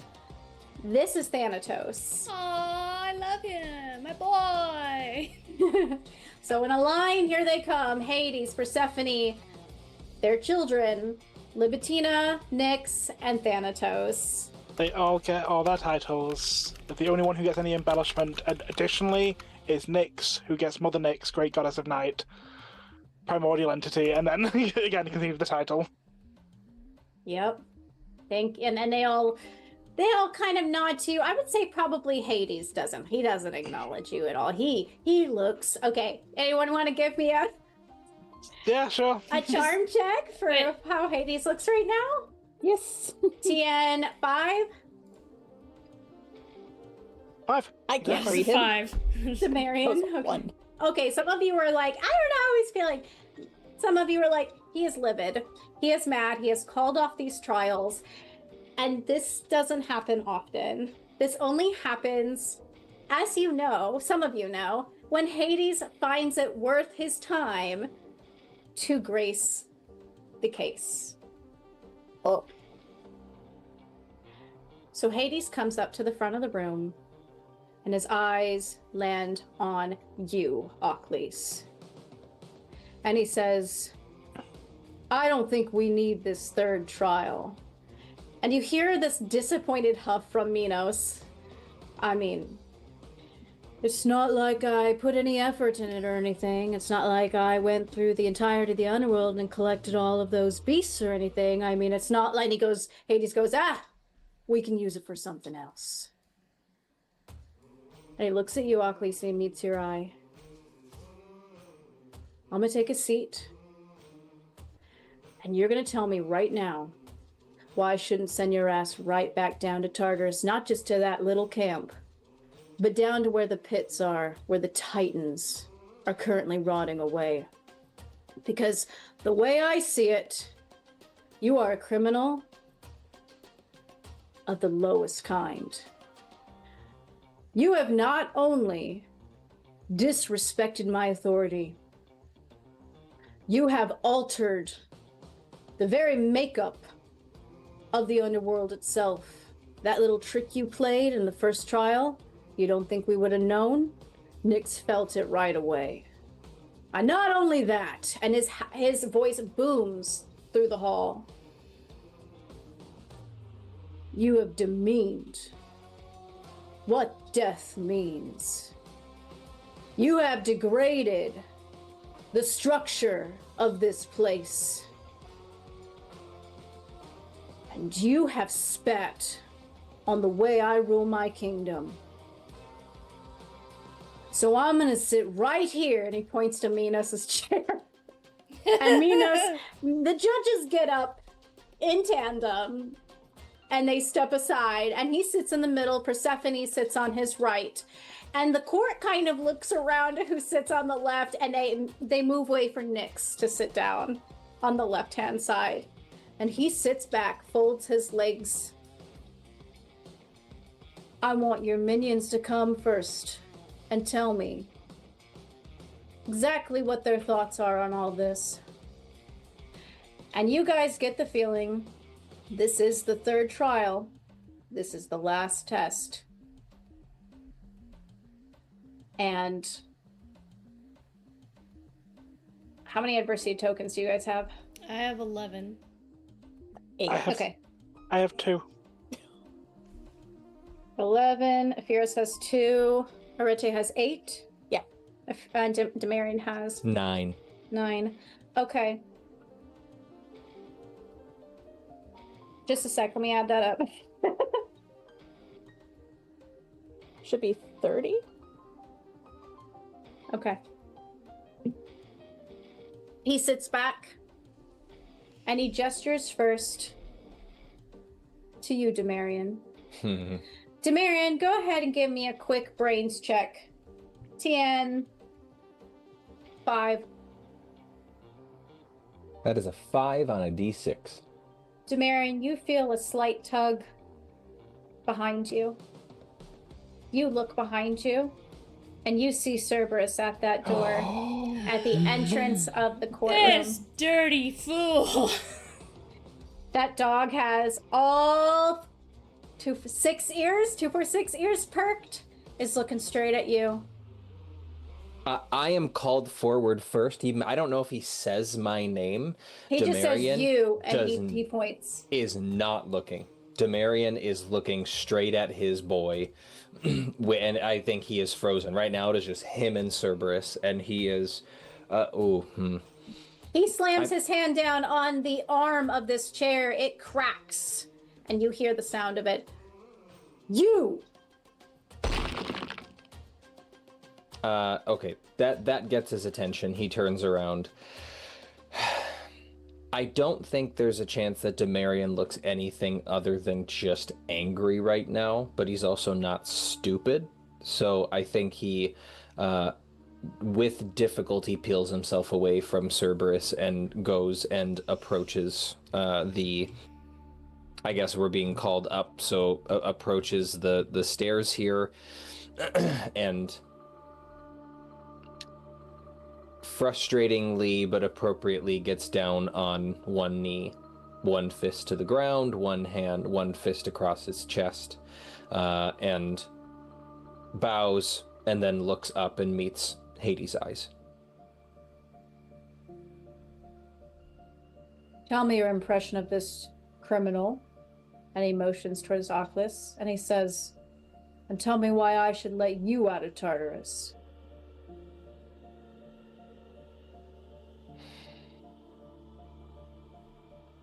One of those things is much easier than the other, sir. This is a place of truth, so I will speak it. You know well that I should not have been here in the first place. I should never have been sent to Tartarus. I was here to be a cover-up for that asshole with wings, Hermes. You call Hermes an asshole. Am I wrong? Tamarian, go ahead and roll charm. Hell yeah, D4, baby. Oh, Theros never looked so small. Okay, we're keeping it's a 4 again. My 4s are loving it tonight. Okay, so that's only +1. So that is a total of 5. Okay. He narrows his eyes, but lets you continue. I should never have been here in the first place, so I should be allowed back to my previous post, having served my time for the good of the underworld. I was sent to keep the peace, and I have come to terms with that. The one back there is a troublemaker. The one back there does not like how things are run here. Do you like how things are run here?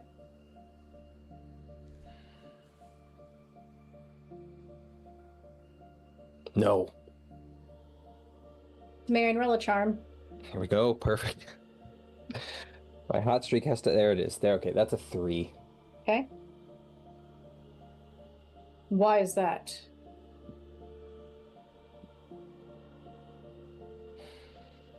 Because in a system where someone like me can be sent to a place like Tartarus, something is broken. The underworld is supposed to be... Nothing is perfect, but the underworld should be better than that. If there's one place where true justice should reign, it is here in the underworld. It is the place where the final say is had, in any realm. If justice can't be found here, if truth can't be found here, then where else do we have to look? And you think your truth and your justice is the right truth and the right justice. Truth and justice doesn't have a right. Truth or justice is not subjective. Truth or justice is absolute. Some can just see it more clearly than others. Like you. No. I admit that my own judgment can be flawed, and admit that most people's can be. What I can tell is hers is better than mine. That's all I have to go off of. Marion, go ahead and roll one last charm check. The 2. He will nod, slowly. Now you, and he points to Arete and gestures Oh, for her to come up to the podium. Is this our time to use all of our adversity tokens? Just FYI. No, Okay, good to know. Thanks. because I'm not asking for a TN, as you've noticed. Yeah. Yeah. So Arate will come up and, much like Demarion, she will bow as appropriate and lift her head. Sir.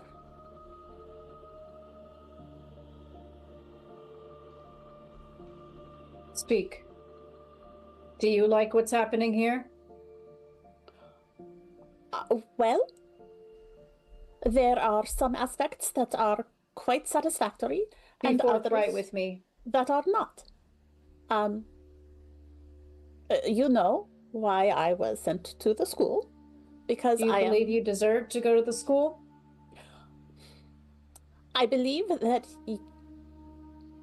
I needed to be punished for the actions that occurred, although they were an accident. It was still damage was caused, and punishment Severe was required. damage. Yes.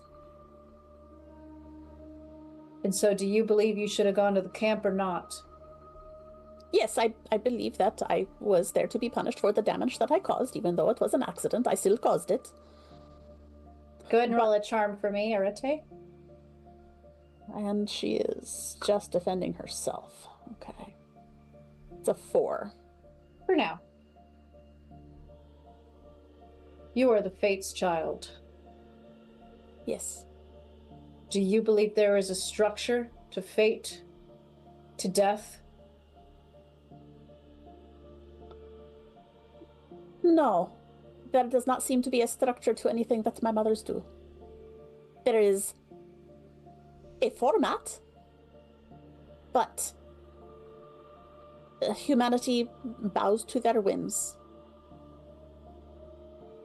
Do you believe there are laws that are attached to fate and to death? I believe that there are some, but not as many as there should be. And there is too much left to the desires of 3 who are not fully informed of what they are participating in. Your mothers. Yes, Your mothers aren't fully informed. I do not believe they are. I believe they have many details, but... And he turns to Persephone and whispers to her, and you can all kind of hear it. He chuckles a little bit and goes, "The young generation thinks they know everything, don't they?" And you see Makaria roll her eyes behind him. Persephone kind of gives a little nod. Go ahead and give me another charm. that would be a 3. Okay. And what about this one? How do you feel about her? And he points and he gestures towards Achlys. I feel she is an idealist, and while her methods are unorthodox and not fully within the rule of law, I don't believe she has anything but the best of intentions at heart. And I feel that she and I have many similar feelings about the fates of the mortals and the lack of fairness sometimes, that they are treated very poorly simply because they are not immortal. Do you believe it's fair if they live their lives out in the mortal realm, unjustly, cruelly even, that they deserve a good afterlife? I would not. That is where the judges come in, because of course they will weigh all of the life. He shakes his head. I'm asking you. I believe they do not necessarily deserve a good afterlife, but they deserve an afterlife. And I know that Achlys was protesting the fact that many of them simply did not have an afterlife because they were not provided with the appropriate coins to cross the river. So they were stuck and did not have a true afterlife. And I feel that is inappropriate. I feel they should have an afterlife, not just sitting there doing nothing. Go ahead and roll a last charm check, Arete. And I am defending Achlys with this one, yes? Just a charm check. Go ahead. 5. 5. Perfect. He will nod. It sounds like he is, or sorry, it looks like he is chewing on your words mentally. And he gestures for Ephiros to come forward.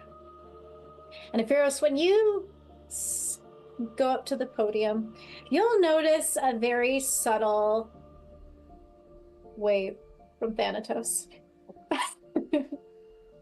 Ephiros, before they step, takes a small breath. They're in the presence of their mother. It's their job to act as such. And they collect themselves to the same level of humanoid, which is more humanoid than anyone over the Achlys has ever seen them, that they were in the dream. They are a young woman in a dress, then they're a man, same dress, something in between for a moment. They look like everyone you've known and no one you've ever met at the same time, and their eyes constantly dance between colours, but they definitively have flesh as they walk forward to the podium. The actual person, not just sand. Nice. Your Majesty, the inevitable king of all, Persephone, the great Dread Queen, Mother, primordial goddess of night. It is my honor to be here before you. I will endeavor to answer any question you may have. How do you feel about the laws and the structure that hold this place up currently? I feel everyone has a role to play within the structure that is formed, just as we... It is our job to enforce and hold the structure. We are also shaped by what we are. You, for all your control of death, are still shaped by death. Persephone, the great Dread Queen, is shaped by harvest and the souls of warriors. Nyx Yes, is you've no shaped... need to tell us our roles. We know them already. The question is, do you feel these roles are properly allocated amongst gods and mortals alike? I do. They hold as much power over us as we do over them. They don't Roll a always charm. realize this. Roll a charm. Does explosions carry here? Or is it Yeah, go ahead. gonna be a 9? All right. What do you say about this one and everything that she's done? After telling me that you agree with the laws and that have happened here and the roles that are being allocated, this one doesn't agree with me. She does not. Achlys, I agree with Arete, is an idealist. Achlys has done all they can within their role, and sometimes beyond it, for what they believe is the good of souls, mortal, and I have also learnt God alike. Not always Carthonic, mind you. But I do believe that they are trying to seek things to be better. Times have changed in the world above. Times will shift just as times had changed after you and your brothers sought to bring down the Titans. I do not believe Achlys actually wants to bring down your rule. I don't think Achlys will admit it, but I think deep down, Achlys acknowledges a lot of the work you do. But I think Achlys sees some of the changes happening elsewhere and wishes to see them brought here as well, so that we may improve and better our world. Go ahead and roll a charm check. It's going to be a 5.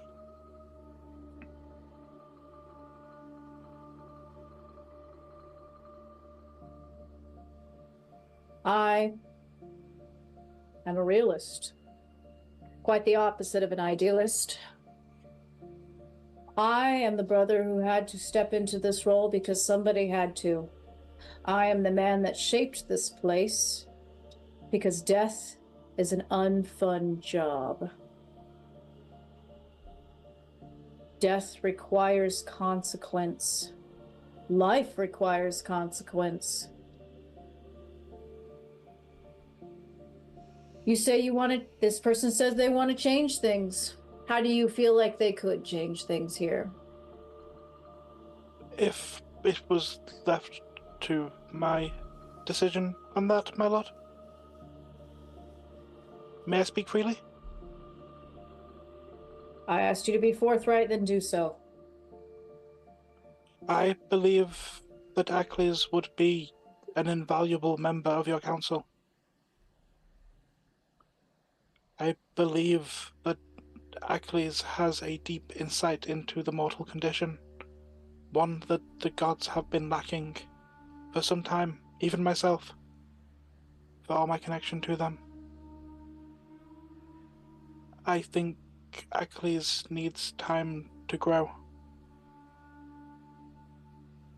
But I think as Achlys studies and learns, and when Achlys feels ready, I feel together you would be able to make an underworld that far surpasses that any other pantheon has ever even dreamed upon. How much time do you think I should give her to grow?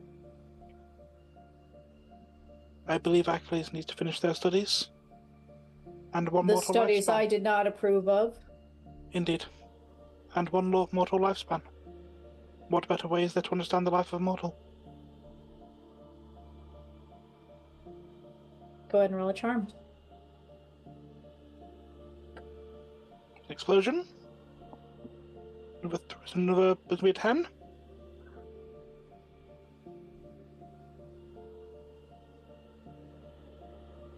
Okay. And a bow. He will nod slowly. And his eyes slide over to you, Achlys. And there is a mix of emotions in this king's eyes. Slight loathing, resentment, curiosity. That loathing is a little bit softened from hearing everybody talk to you. He gestures you forward towards the podium. I will step forward to the podium. I won't kneel, but I will, nod respectfully towards Nyx and Thanatos. I imagine that Thanatos and I probably have communicated quite a bit as he brought the souls to my father. So I probably know Thanatos pretty well. Or Thanatos. Yes. He will look to you, Achlys. This is... Oh, go ahead. And she'll just cross her arms and look at Hades. Put your arms down.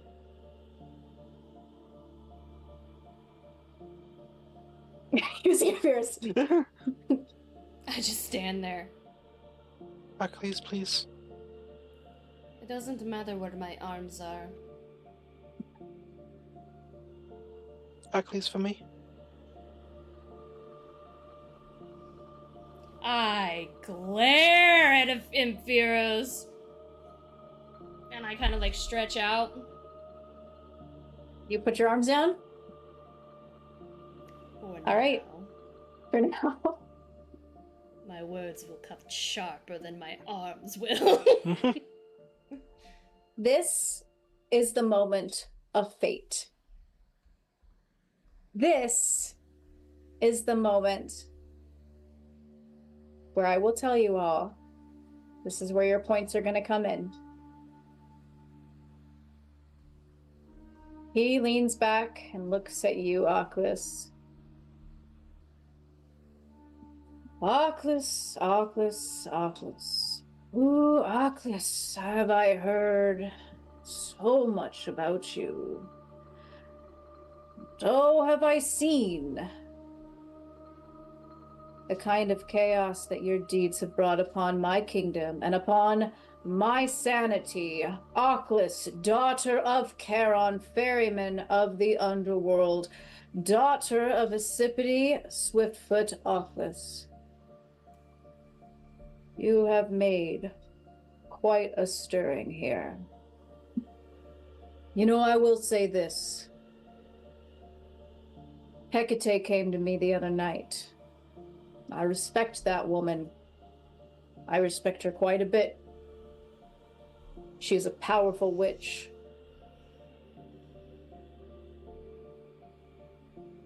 She stood up to me for you. So I hope you're worth it.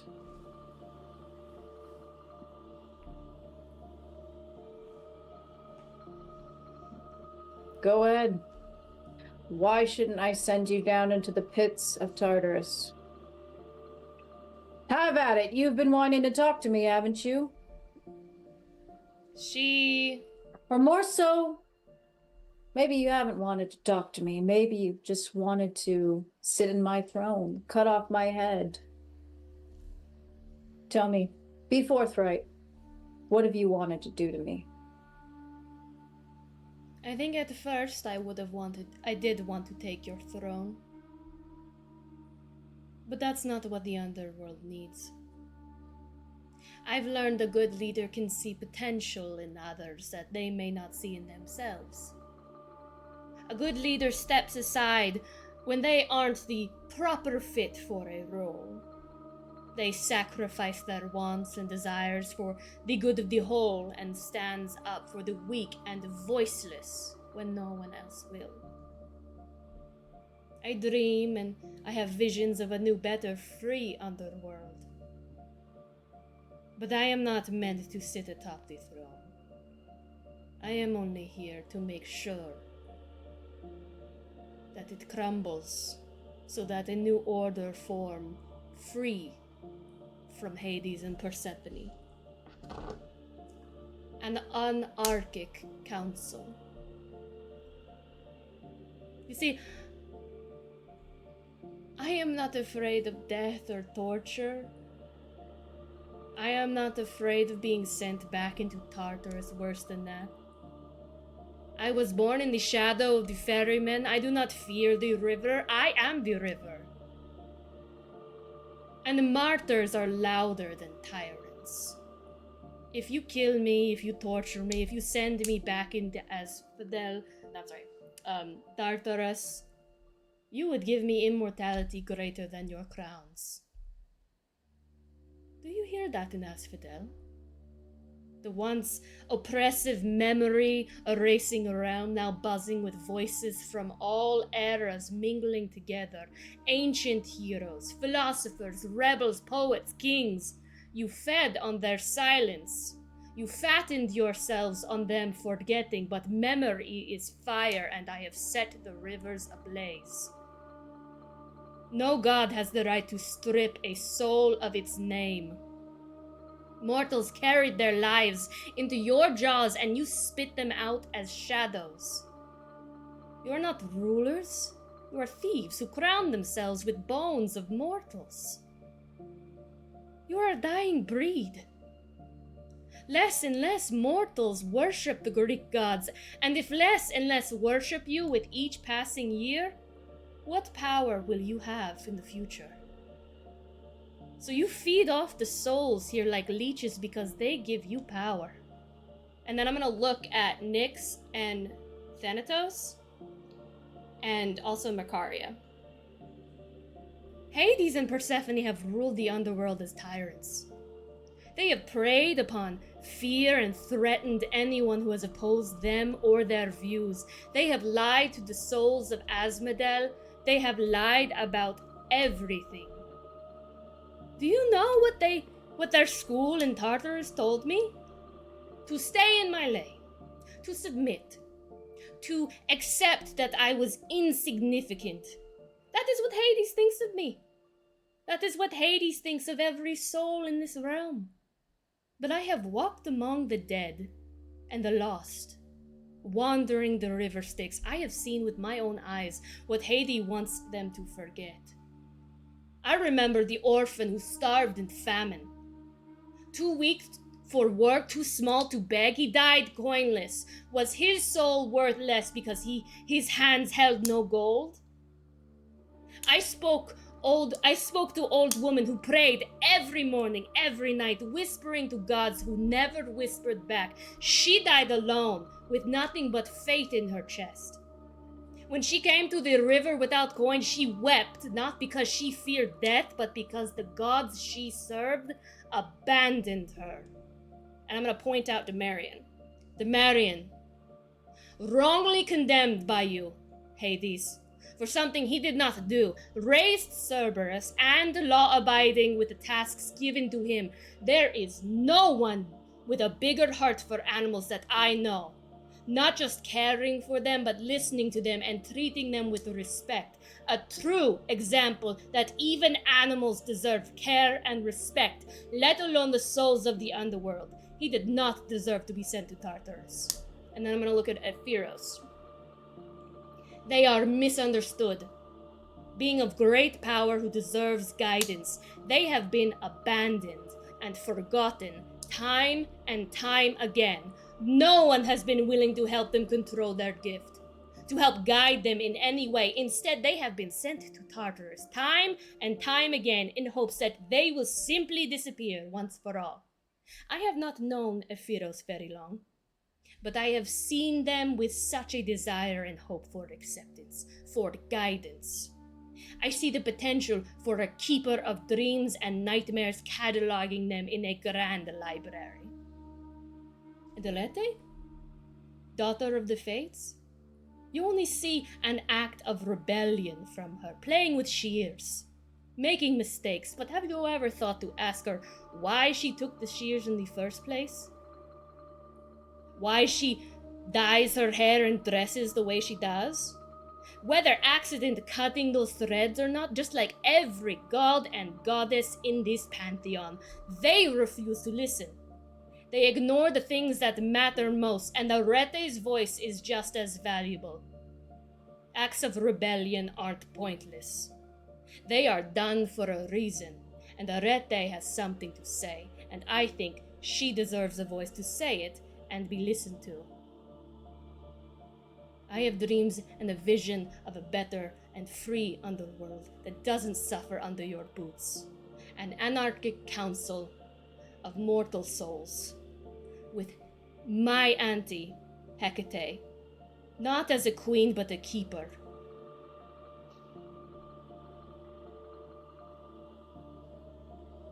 Hades will nod slowly. He is taking all of this in. Looks like he's actually listening. I'm sorry that was really long, guys. Apologies. No, No, yeah, and you're this is fine. kind of the That's Achlys good. stuff. That was really fucking cool. I look to you, Achlys. You answer me one thing, though. I will listen, and I have, but I want to ask you a question, too.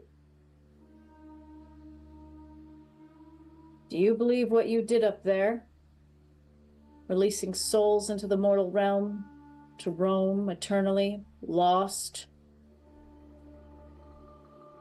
that do not belong up there? Do you feel like you were in the right?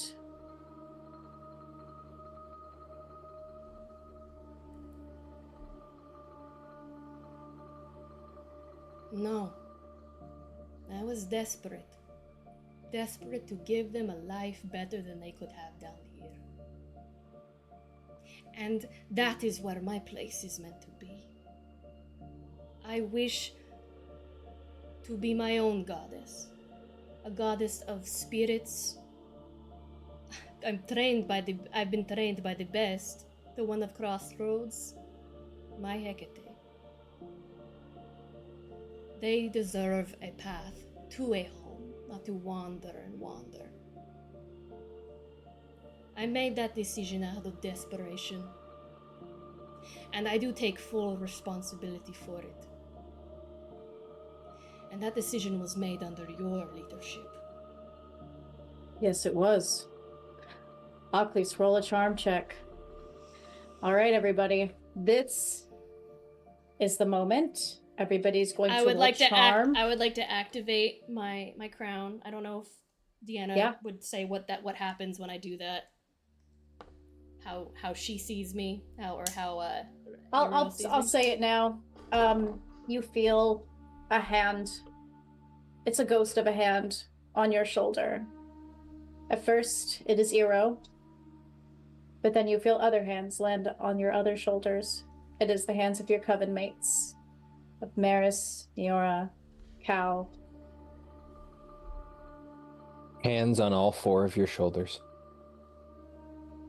It gives you a little bit of courage. Aww. Neurotransmute you to have extra shoulders. Mm-hmm. Sorry. All right, charm. Okay, everybody. I want everybody to roll a charm.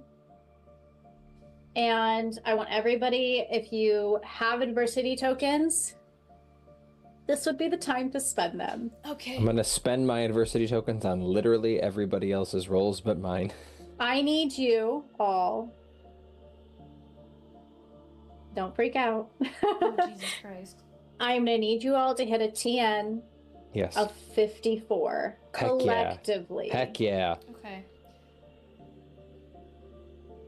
Okay, let's go ahead and roll this. We'll roll each, and then Roll your bones. also consider Arete. Consider the double. Somebody gives double. That's me. Okay. I can give a plus 18 to other people because I have 9 adversity tokens. Crap. So reduce Okay. effectively the TN we have to hit if we ignore quote unquote if I use all my adversity tokens is 36. 54 minus 18 is 36. Okay.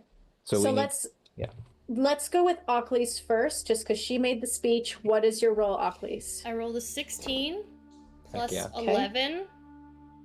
So that's 27 plus my 2, so which is 29. Oh my god. Damn. I'm assuming plus 11 is all of your adversity tokens. That is all of my Gotcha, adversity okay. tokens. So we're up to 29. I racked him up. I failed a lot this whole session. Okay, Arete, your turn. I exploded a lot. You're inspired. With my adversity tokens, that is 22. Oh my God. Jesus. Oh, we're fine, y'all. Hecate Okay. becomes the keeper I envisioned. Okay. Let's see. Aphiros, your turn. Ephirus vehemently disagrees with a lot of what Achlys said there, but does think Achlys can grow into something better. Ephirus only gives Achlys a 5. Okay. And all right, Demarion, you're gonna add to the pile. It sounds So like. yeah, so I'm gonna boost that 5, I guess, technically speaking. I'll just make, I don't know how we want to justify this, but again, I'm adding 18, so we'll say that 5 actually became a 22, 23. And then I add a grand total of 2.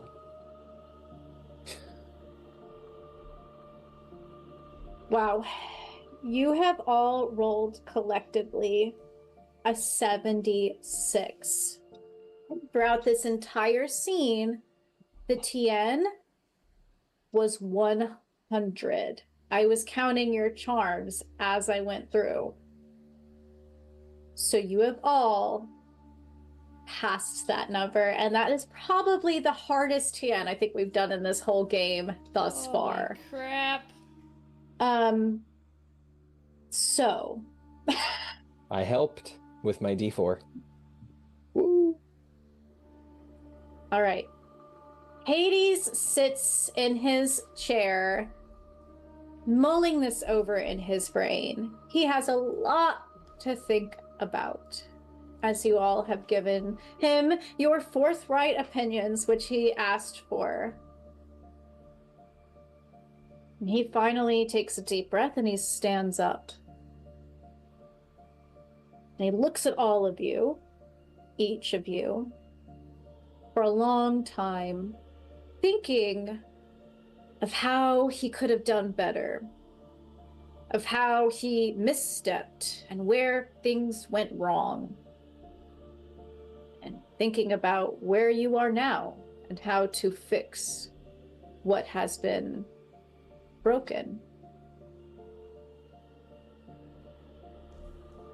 He looks to you, Achlys. You have a lot of dreams. You also have a lot of gumption. And I'll give that to you, too. People don't say no to me very often. It takes a lot of courage for that to happen. And you and I both know that there are some pretty dire things you have done because of the way I've been ruling my kingdom. Apparently there are those that also share your opinion on that.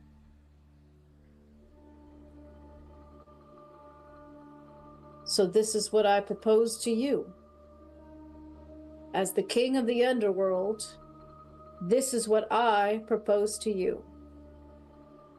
And you can either take it or leave it. Hermes and Thanatos, they're far too busy to deal with your mistakes. But they gotta be dealt with. They gotta be fixed. And I agree. You still have some work to do. You still have learning to do. And he will motion over towards, I believe there is an open door on the right-hand side. And in walks somebody that I don't know if you were expecting to see, Achlys. You see a tall, gangly boy with large black wings folded up against his back. Gray, sallow skin, awkward gait. His hands are rubbing up and down, his elbows, his arms. And he comes to Hades' side and he looks up at you. And his eyes pop wide in surprise. He's never seen you before, but he knows who you are. And you know who he is too. It's my brother, but I don't remember his name and my notes are somewhere. Calais. Calais, yes! Her eyes get wide and she goes, like, she doesn't know, like, she's just like stunned into silence. She doesn't know what to say because it's like he doesn't know who she is and like, it's a lot. And then she looks at then she stops and she looks at Hades very suspiciously. He chuckles a little upon saying that. I suppose I deserve that look. As some of you have noticed, we are severely understaffed. And I don't believe you could fix your mistakes on your own. I believe you're going to need some help. Now, I can grant you a wish right now. And I'm the only one in this kingdom who can do it. I can make you a goddess. Would you like that? You haven't addressed anything that I said about the underworld, the people. Like, I don't. Here's the thing. Here's the thing. Step number 1. I'm going to make you a goddess of wayward souls. You're going to go in a mortal realm, and you're going to work to gather up all those mortals that you let free. In the process, while you're doing that, and he sighs, and he looks a little annoyed, glances over to Libitina. I'm going to have a temporary program where they'll be able to get across the ferry free of charge. For now, that's putting a bandage on the wound. But you're gonna fix your mistake. That is my requirement of you. Because I can't go up there. And I know you can, and I know you want to. Your brother, I'm also going to assign to you. He's going to be the herald of wayward souls. You're going to bring the souls to him. He's going to bring them to the boat so that they know and they are guided home after death. And they'll be able to ferry across. Yeah, and until we find your father, he's going to have to probably do the boat too. He sounds yet still annoyed. And you will leave my family alone? Look,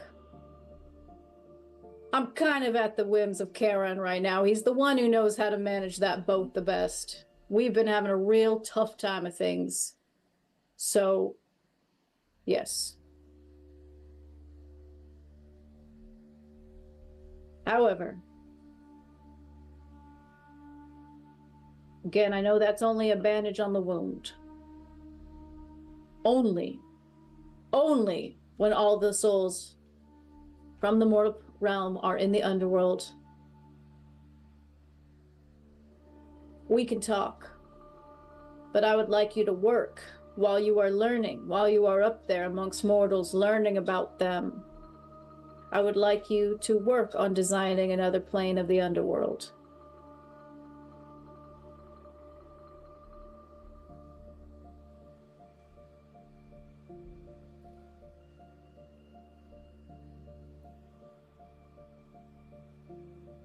Why now, after all this time, have you decided to change things?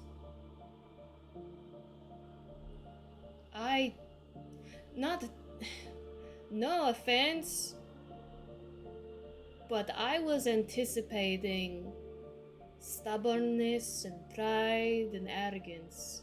I walked in here anticipating to throw you into the pits, and that's exactly what I wanted to do. Achlys, you have been a pain in my ass, a thorn I haven't been able to dig out in a while. I wanted to get rid of you, and a part of me was relieved that you escaped the underworld and I didn't have to deal with you. However, if I would have let you go, what does that say? What does that say? However, you kept pushing. You kept pushing. You kept pushing. You kept changing. You kept spreading it. And as loath as I am to admit it, I kind of fucking admire that. She tries to hold back a smile at that. That definitely feeds her ego.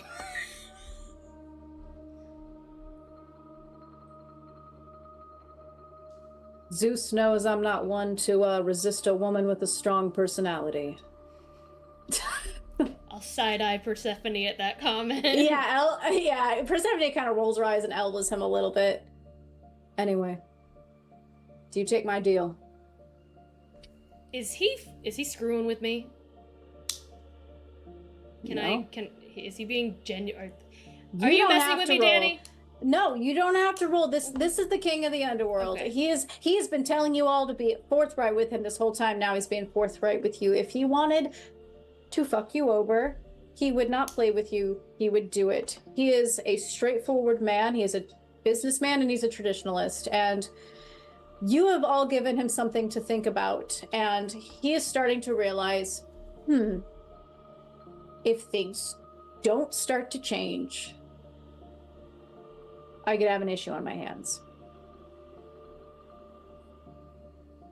That is a very generous offer. And working with the underworld, I would have a voice in its changes.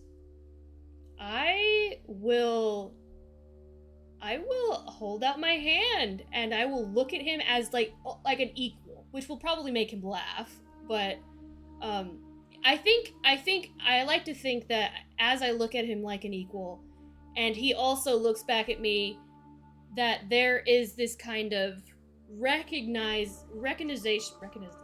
like he recognizes that it's probably the first time Achlys has ever, like, looked at him in a sense of, like, that is generous, and I appreciate your respect. And, like, there's just, like, this mutual respect there between them, I think. If that makes sense. And she will shake his hand.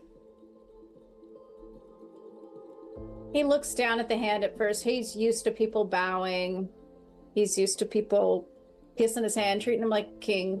He looks down. He kind of huffs out and he reaches out and he envelops your hand with his own. And he gives it a firm shake. And a firm shake from Hades is a contractual deal. Would you like a little tattoo on your wrist? Oh, I kind of do. I want Deanna to design it for me. Okay. I also want to say to him, you know, for the longest time, if you would have told me that years ago, Achlys, Hades actually does care about what goes around. He cares about what happens in the underworld. Perhaps, maybe he is so busy that his sight doesn't quite see everything that is going on. I would have thought you were crazy. I would have laughed at myself. And it is so good to hear that you do care. And you are willing to listen. And I thank you for that. And For the I know that all the souls here, it will be good. And I'm glad to be a part of it.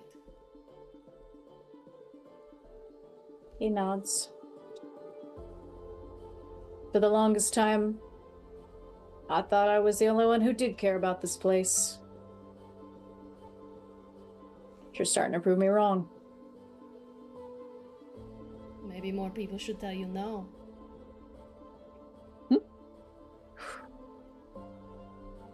Don't get that idea in their heads. A She vein chuckles a pops little. out of his forehead. Yeah. And I look back at Arete and Ephiros and Demarion, and they will also have a good ending. Demarion's looking at Cerberus. They will not be going back to Tartarus. As you look back at your crew that have traveled the layers of the underworld with you, you feel the jolt of divine power rush up your wrist and through your body. How does being a goddess, change into a goddess, change you? I will say probably your art is already done. Yeah. But what do you look like? How do you feel? What do you look like? Is there an aura about you that changes? Oh my god, I honestly wasn't thinking. I imagine that with her being a goddess of wayward souls, that there is just this. The way the light shifts around her, it almost looks like there's a very, very faint, cobweb-like veil just over her head all the way down. Just very, very faint. It's just always and it's always billowing a little bit.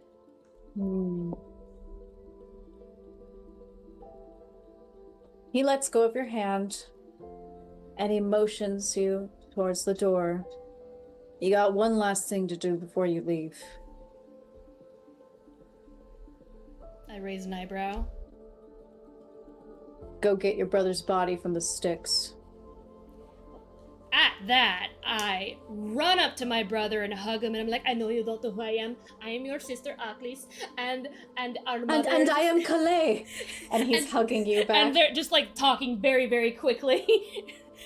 and like also my favorite, I love spiders, and just I love spiders too. and just like this heart, like she was so hardened and like, you know, chest popped out, and her walls just immediately come down, which is probably another thing that Hades laughs at a little bit, like, and maybe he's surprised because she was so like up there, and she's just she becomes just immediately the twisted dark goober that she is the moment that she runs down to see her brother. And as your brother tugs you towards the shore of the Styx, your home, the whispers of the dead greet you. But you remember when you first fell, or almost fell, into the Styx upon escaping this place. It's true. It was violent and tried to pull you down.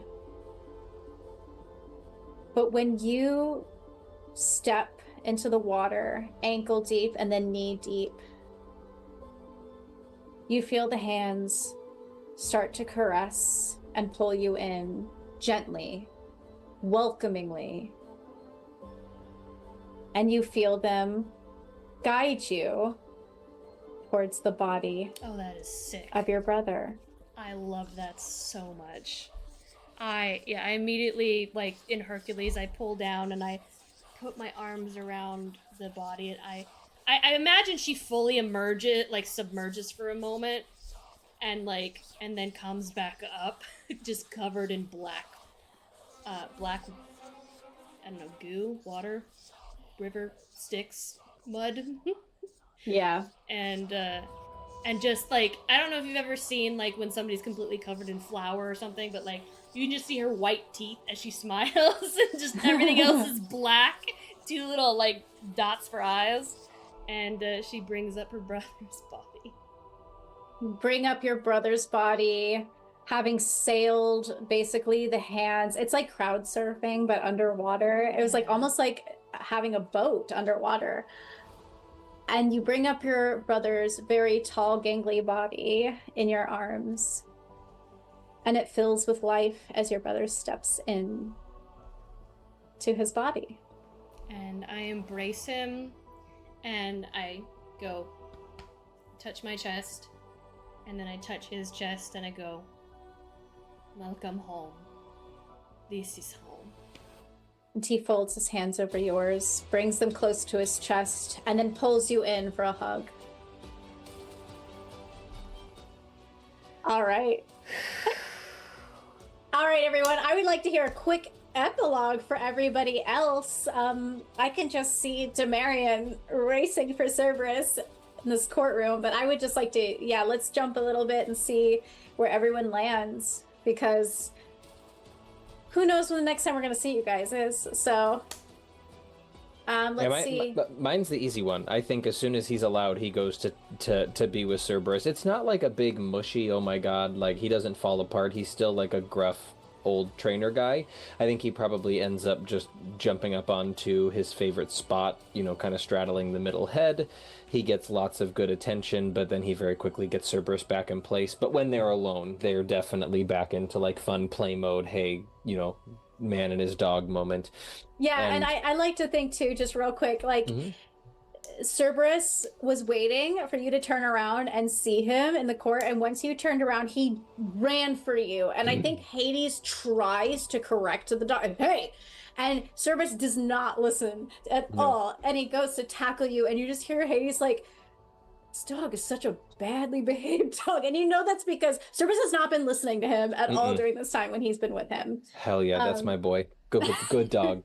Good dog. Just imagine his relationship is like Sven and like whatever his face is, like from like reindeers are better than people. Cerberus is better than everyone. Yeah, I just imagine that relationship. Don't you think that's true? And then there's a 3-part harmony in return. Yes. And I think Hades will like kind of sheepishly approach you maybe later on after the case is all done and closed up, and he just kind of says like, so I presume you will be taking your position again at the gate. And you can tell from the tone, there's almost an undertone of, please take your position at the gate. He's already said they're short-staffed. Oh, God. As always, I'm happy to serve the underworld. We'll make sure Hermes takes the back door when he comes through. Please, and kick him in the back door next time you see him. Perhaps he deserves that. And he throws a real-ass treat to Cerberus, and then goes to climb onto Cerberus to take his position back at the gate. And he's back in his happy place forever. Perfect. Arete. Guess who comes to collect you in a month, but let me know. Yeah, she's got a little bit of time. She will make a point of going to visit Demarion. Hi! I see you have the dog and you're very happy now. I just want to let you know that I will do my very best to keep my new boss from bothering you at all. Okay? And if he fucks up, I take the blame. Not you. I appreciate that. Best of luck with that asshole. We'll be fine. And I think she'll go home for a little bit. And everything that's happened has given her a little bit of a different perspective on things. And while she still doesn't agree with the way the fates control things, she is genuinely remorseful for the damage that she caused, and she will apologize to her mothers and spend a little bit of time with them before her new boss comes to collect her. And your mothers are understanding. They know what it's like to live with them. Perhaps they even knew you were coming back before you did. I'm sure they did. And she would, after listening to everything that Hades said about being short-staffed and Hermes not having time to go collect all these souls, it's not long into her apprenticeship when she offers, I have worked with Achlys before, and if perhaps we need some help rounding up the souls, I would not mind, helping her out. She was very nice to me. Did Hades say you were supposed to do that? He did not say I was supposed to, but he did not say I shouldn't. So I am simply putting the offer out there. I'm trying to teach you to lie, kid, so you gotta lie a little better than that. Oh, well, Hades said the souls need collecting, and who better to collect than me? Perfect. You've never been up there, have you? I have been hundreds of times. It's great. Sounds like you need the grand tour. Let's go. All right. Perfect. Arete will be up and down in the underworld, in the mortal realm. She will have more freedom now than she's probably ever had before, as she navigates a world of deception, but also compassion. Ephiros. Ephiros is an intrinsically shy person when not actively doing something.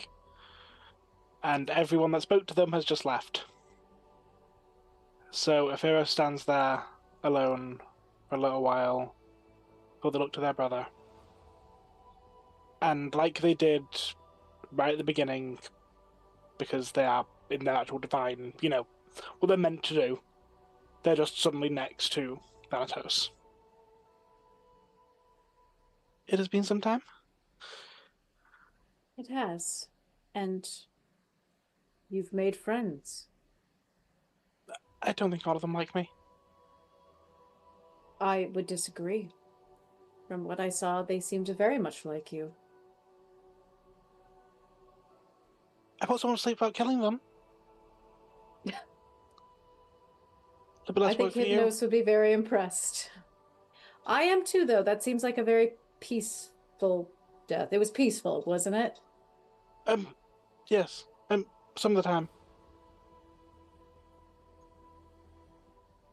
Don't take my job from me now. I would. I couldn't. There's a lot of people. Do you miss your friends already?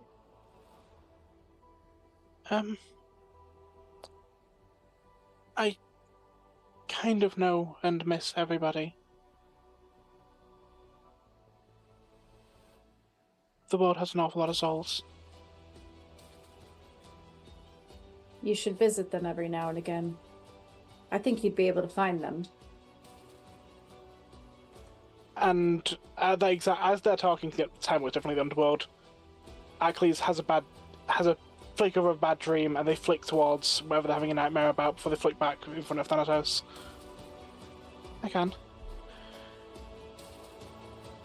I'm very proud of you. I'm just saying. It should be me. I'm the older sister. It's not the. Thank you. He Dreams came pats before you. death. He pats you on the back. Thanatos isn't an overly affectionate guy. He's pretty awkward, but you can Yeah, tell. neither was a Pharaohs. They were gonna just Right. awkwardly kind of stand there. Awkwardly stand there. Well, I should probably go. I have work to do. How should I? So, several more billion people than what there were last time. Yes, there are. The number keeps growing. You should come visit Nix and I next week. I should. You're finally out of that camp, so we should be spending more time together. I've been out a few times. Very briefly. I only got 500 last time. He will give you a smile and fly off. And she disintegrates into sand to experience the dreams of 8 billion and 700,000 people. I think the current population of Earth is. A lot of people. Yeah, nearly 9 billion people. And all the Jeez. gods and mythical creatures, so more than Yeah. that. As they become one with all of it once more. And Achlys, as you make your way to the entrance and exit of the underworld, Calais will hold your hand till the last moment until the light starts to peer in through the entryway. Come back soon and visit, okay? Or come back soon and visit, okay? Sorry, I didn't do the accent.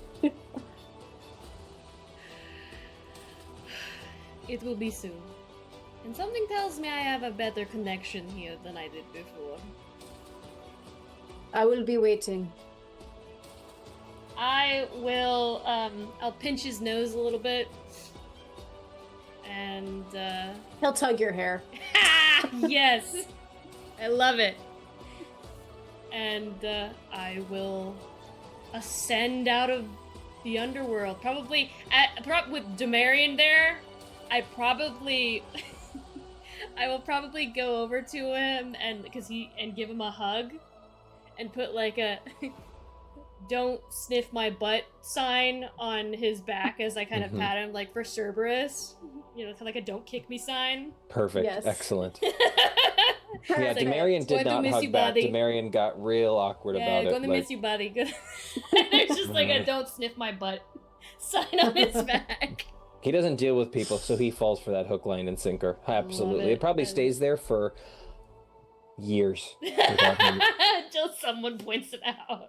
Because Cerberus won't. Cerberus is going to laugh his ass off, all three of his heads. I love it. Blah. And that's where we are going to end tonight's episode. Great job, everybody. And I my thought Calvic was God. getting the coolest glow up at the end of the Right? season. Yeah, I know, right? Calvic to Calor and a vampire, but no, someone went from non-god to god. Yeah. Casual. I want to think of more of like what, like, if you get too close to her, it's kind of like accidentally walking into a spider web and be like, It's just going to get really awkward when she keeps hugging her friends. You know, they'll be like, yeah. oh, why is it, what's on me? Yeah, Neora will scream, just letting you know. Oh my god, that was so good, y'all. Yeah, it was. And no one was a traitor. Look at that. No one betrayed you. Did you like that? Did I like that? Yeah, the past 3 sessions, I'm like, one of you guys is a traitor. Is it you? Is it you? No, somebody's gonna turn at the last minute. Just watch. Just too much of Jake. Too much of Jake just like screwing us over, and I'm like, I know. I was taking a shower the other last night. I was like, I know Jake's in the writer's room. I know Jake's in the writer's room. He told Danny something. I know it. There's gonna be some sort of betrayal or twist or something. All right, let's go ahead and close this out. Thank you to all of our followers and subscribers tonight, and just everyone who joined us tonight. See, there's quite a few people in the chat. All right. Please follow us on social media. We have a Discord also. And I do believe that next week we will be, let me just check. Next week we'll be off, but the week after that is when we start the official season. The 21st, we're back. Oh my officially gosh. back. We all get to step holy into our shoes again. It's gonna be To awesome. see each other's new art. I don't wear shoes. Shoes are feet prison. I think I'm the only person waiting on my final art. When will it be done? This is so vital. I know. I'm waiting. It should be done soon. It's just the So colors I excited. think that are left. That's all it is. So. Not to rush Tammy. I'm just so excited. Me too. Me too. Yes. And so, yes, don't catch us next week, but catch us the week after that, because we will be back for Kids on Brooms Year 3. Oh my gosh, it's almost graduation. And no more babies over here, so I get to see it to the end. What's up? Yeah, you get to graduate. Finally, right? You know, assuming we don't all Seriously. die. Assuming we don't all die. Yes. Well, let's all be idealists and not realists like Hades tonight, okay? Fuck that guy. I love Hades. He also good job of portraying just the most tired older brother to have ever older brothered. Yeah. Okay, plug for Majestic Goose. Danny, do you have anything for us, at least to notify everyone of? We will be having a Just the Knits episode of Crits and Knits on Wednesday. So we're going to hang out, talk about the stuff we're working on, including this little thing that I've been working on tonight, which you really can't tell, but it is the top part of a sweater for a size 1 to 2 child. I can't imagine who that might be for. I can't imagine either. It's so cute. Pumpkin orange.